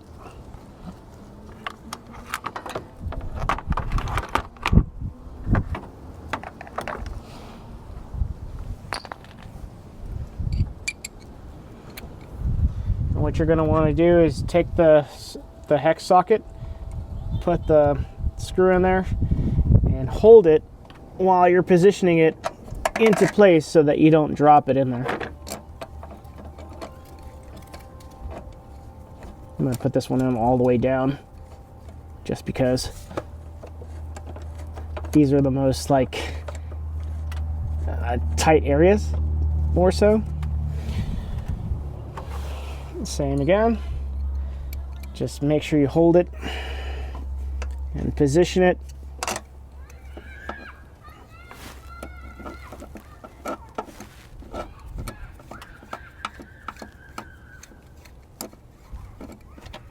Beautiful. All right. I'm gonna do the same for these. So these are actually 13 foot-pounds for the hex bits. And it's actually 12 for the nuts.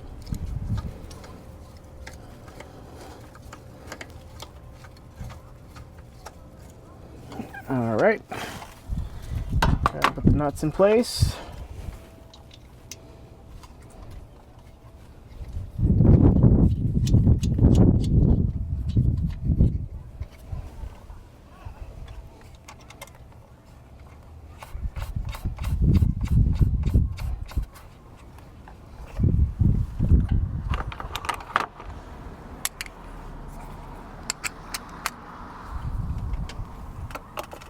I'm going to go to the backs. I'm going to kind of do like a crisscross pattern for the middle. So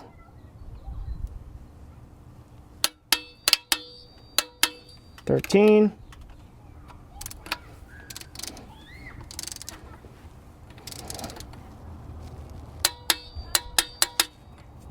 And then I'll go here.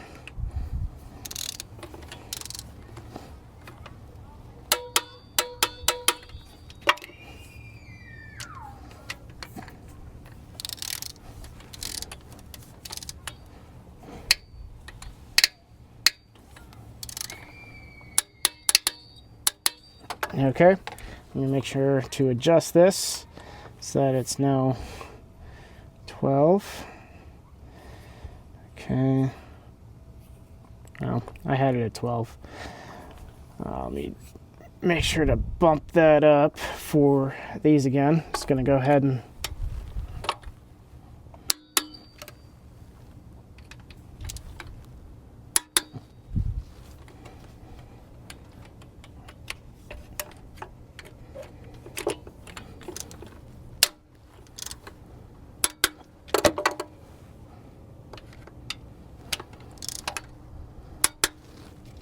then I'll bump it down to 12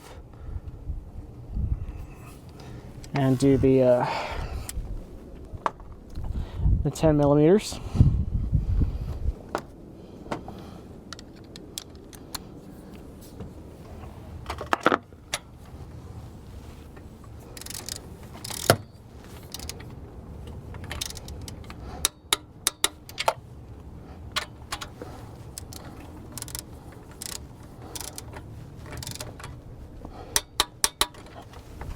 Okay, so let's go ahead and plug in this connector right here. Beautiful. So now I'll go ahead and tighten up the 12 back there.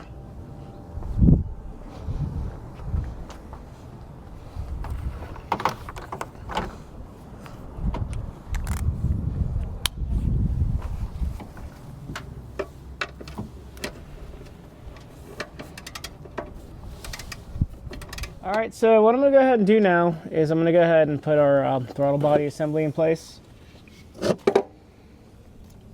So I'm gonna go ahead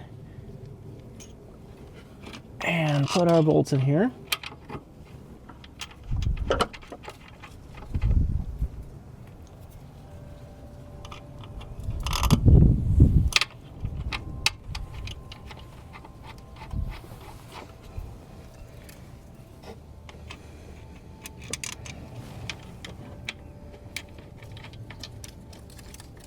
Yeah, okay, so if you remember from earlier, for the connector to the throttle body, I just got to find it, there is a bracket.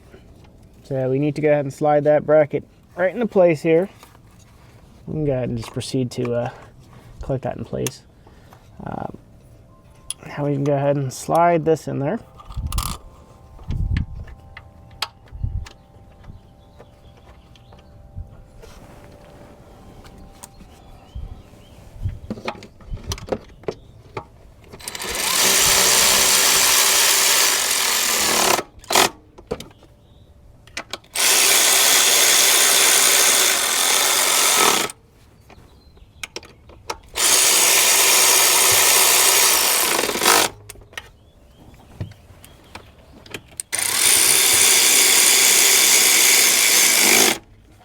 Okay, so throttle body is now in place. So I'm going to go ahead and proceed to go ahead and put the hoses where they need to go. So we have the PCV hose here. Slide that right in there until it bottoms out.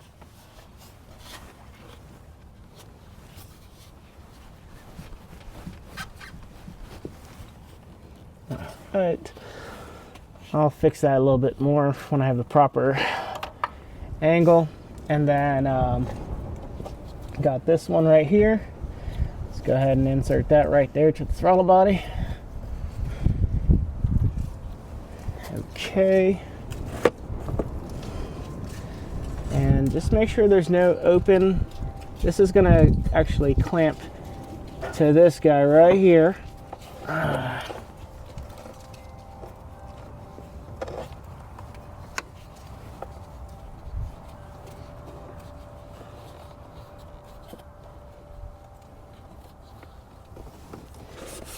Okay, so got those in place. This is locked in. You should always just double check, triple check. Okay, so what I'm going to do now is I'm going to get the top portion of the air box, which is where a majority of these loose air lines go. So on this, you may have this problem here too. Obviously this one's kind of split. This goes right into here. Surprised he never got a code for a vacuum leak. But now we'll go ahead and get our filter, put it in place, and then we'll put the top of the airbox in.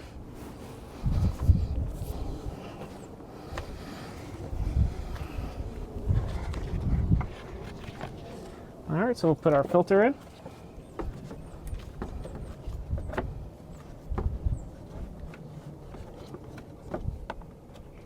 Okay. And then we'll put the tube on here.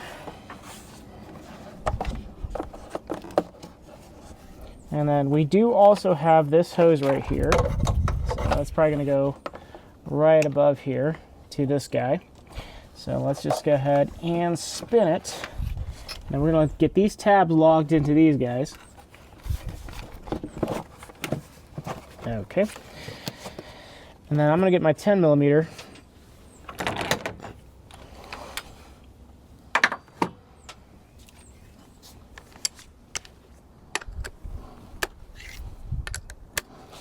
I'm going to tighten this down.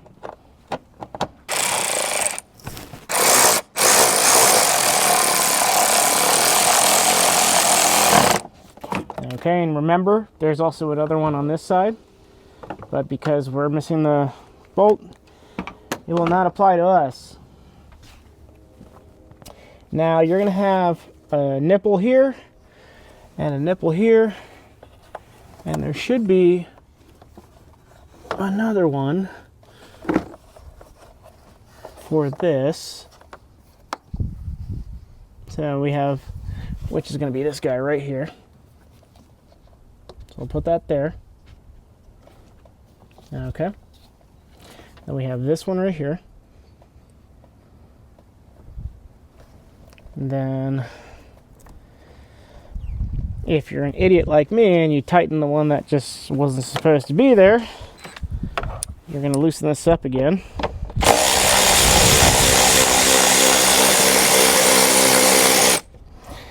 Unfortunately, when it comes to hoses and stuff like that, they just get in the way and get caught up in stuff. So we're going to put that there now. Now we'll go ahead and retighten this up. And actually line this up first.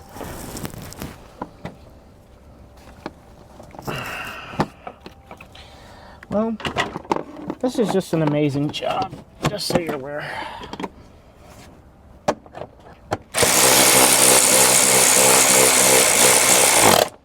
Okay. Then we'll put this broken line back into place where it's supposed to go. Okay. Now that we have this guy right here, I'm going to go ahead and insert it back where it needs to go, which is right here, this little crevice. And then we'll go ahead and insert this guy right where it needs to be. Take the pinch clamp, put it in its place. Okay. Route that there. And then we have this big guy right here that goes into this.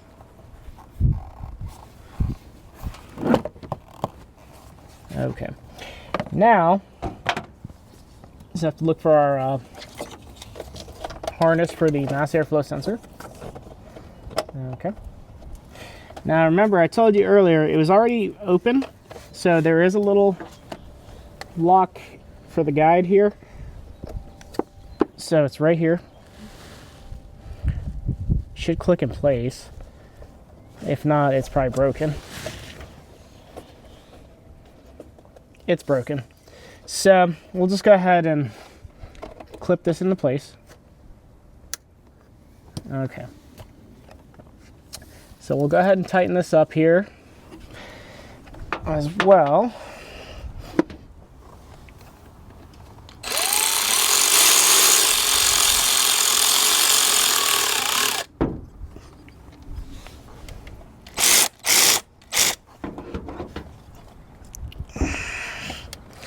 It's like one of the worst clamps to ever use, because what happens is the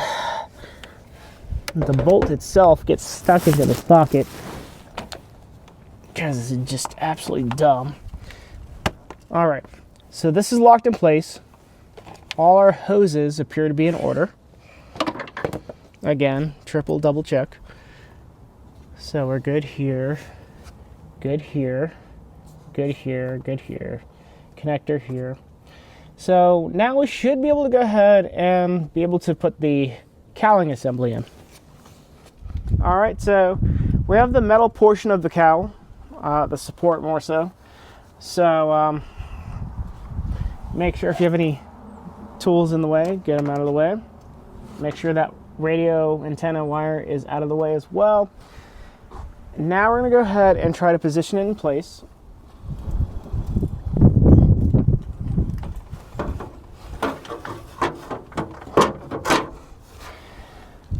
And it should be able to rest onto the shock tower.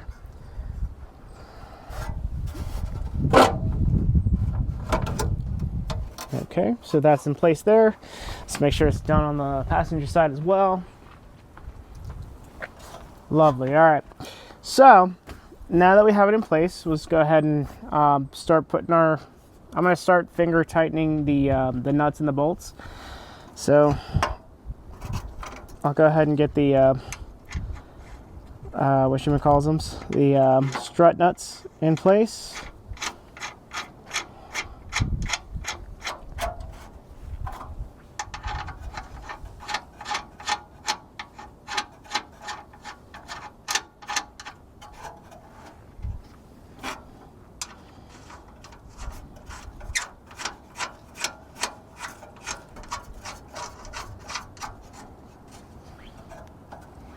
Okay, I'll get the 10 millimeter stud over here as well.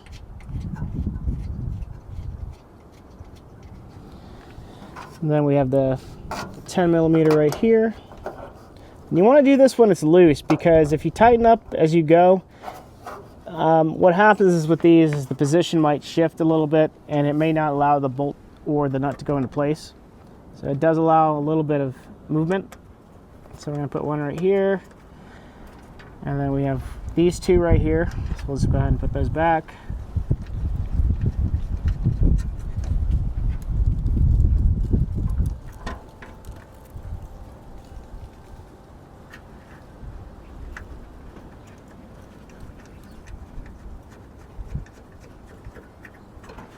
Okay, that's the right side. We'll go back to the driver's side.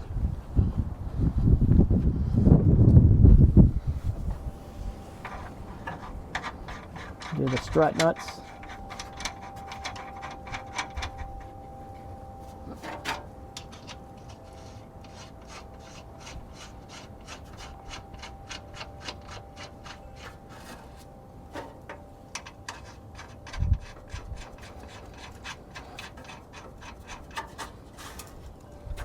Then we'll go ahead and do the 10 millimeter bolts.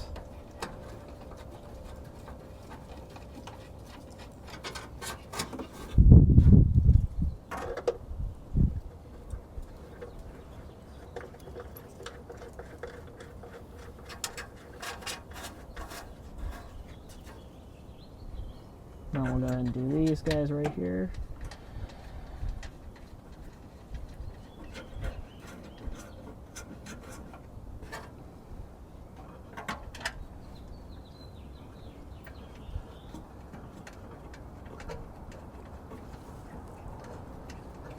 Okay, and then I'll get this nut right here on this little stud, 10mm nut. And we'll go ahead and start tightening things down.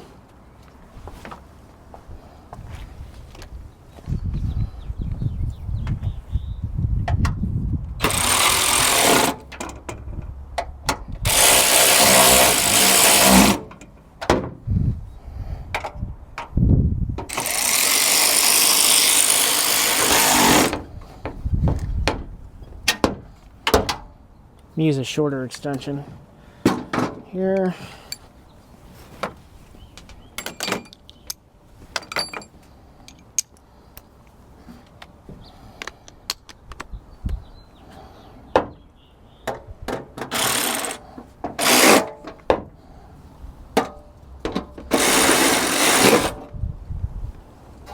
Okay.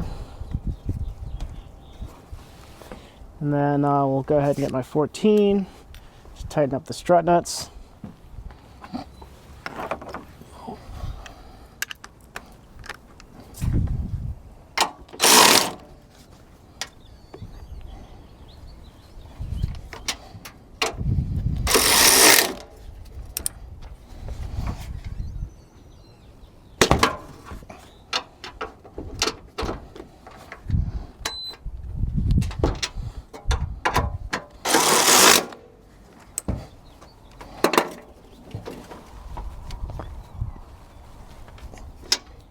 All right, now we'll go back to the other side, the passenger side.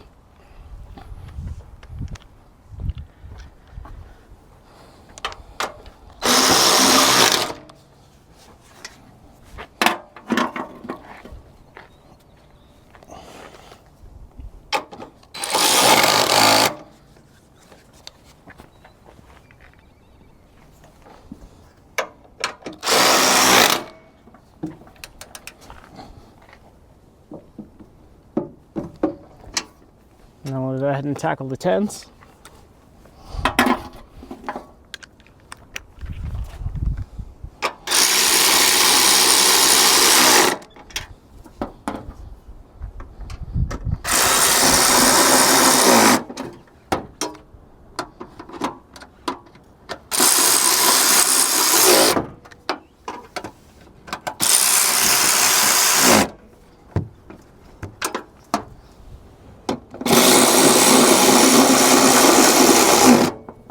Awesome. All right, so that's out of the way now.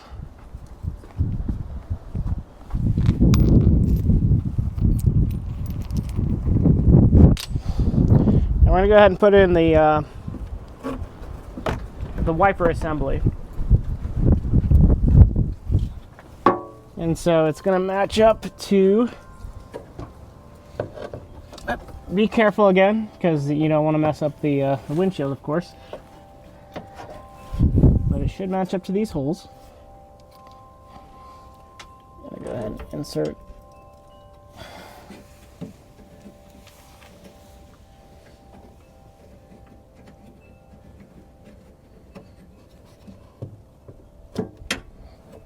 That one is a little messed up. For some reason, it got ovaled out. I don't know how you could even do such a thing, but I'm just gonna go ahead and get the rest of the screws or the bolts in place.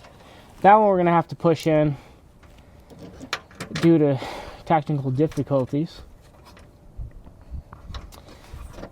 All right, so these are all gonna line up.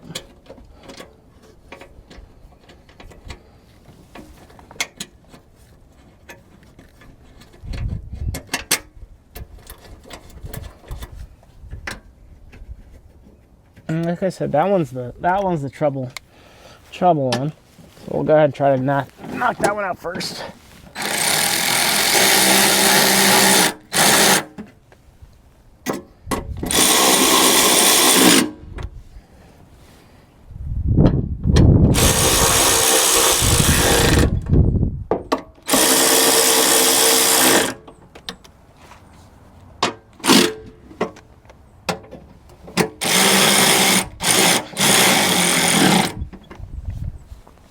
All right, so now that the wiper assembly is actually put in place, I'm gonna get our wire harness out. We'll clip it right here, the white tab.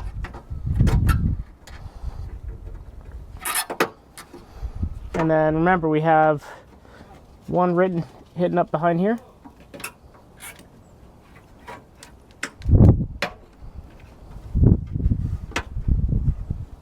And then we have another one right here. And then the last one right there. Awesome. So we can go ahead and plug this guy right in.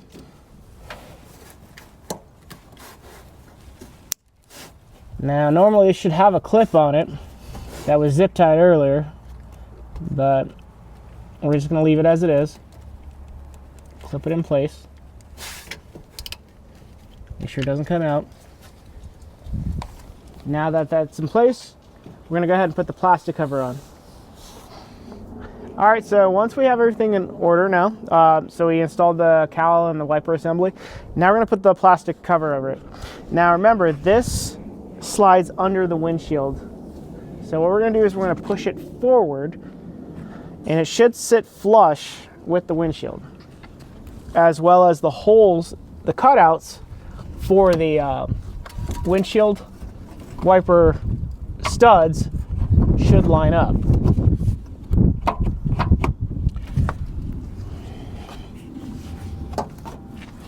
So, all right, there we are. And I'm gonna go ahead to the passenger side, try to line it up there too.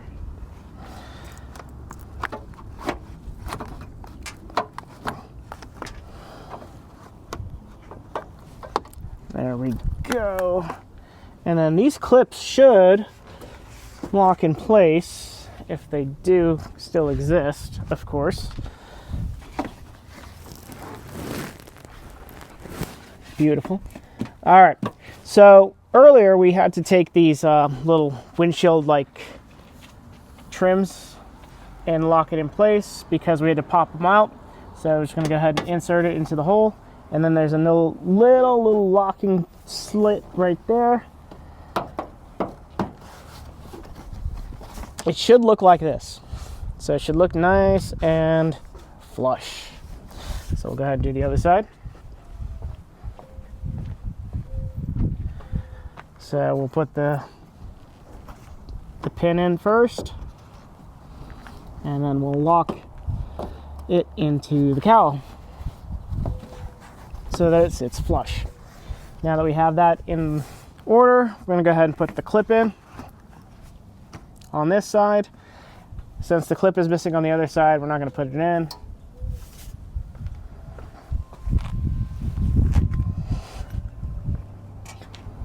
Go ahead and insert this guy right here.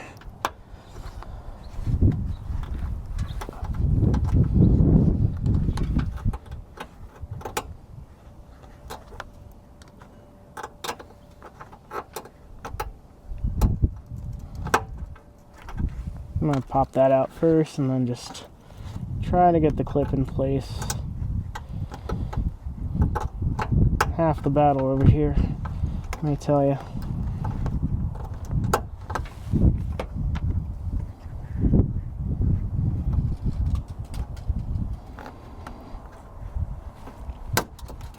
There we are, that's locked in place.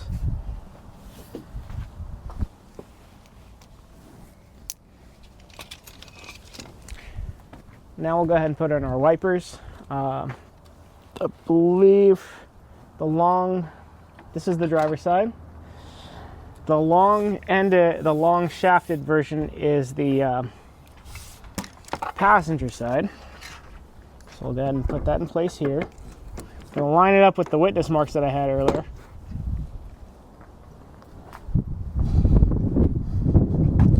And I'll do the same for the driver's side. Gonna line it up to the witness marks.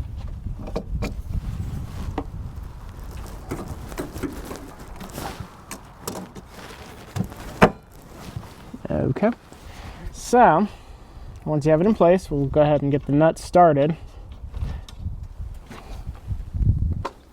And then these are spring driven, so you need to make sure that, that they're as low as they can be. So we'll go ahead and do this. And then we'll go ahead and tighten it with our 14. All right, so we'll go ahead and tighten these down.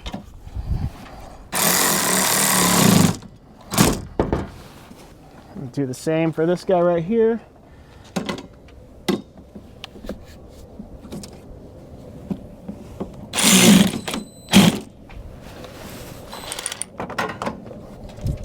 All right, and that's it. We're done. Thanks for watching Mobile Car Mechanic. Today we just showed you how to replace the spark plugs and coils on this 2008 Highlander. Again, this will apply from 08 all the way to 2011. Thanks for watching, and see you on the next one.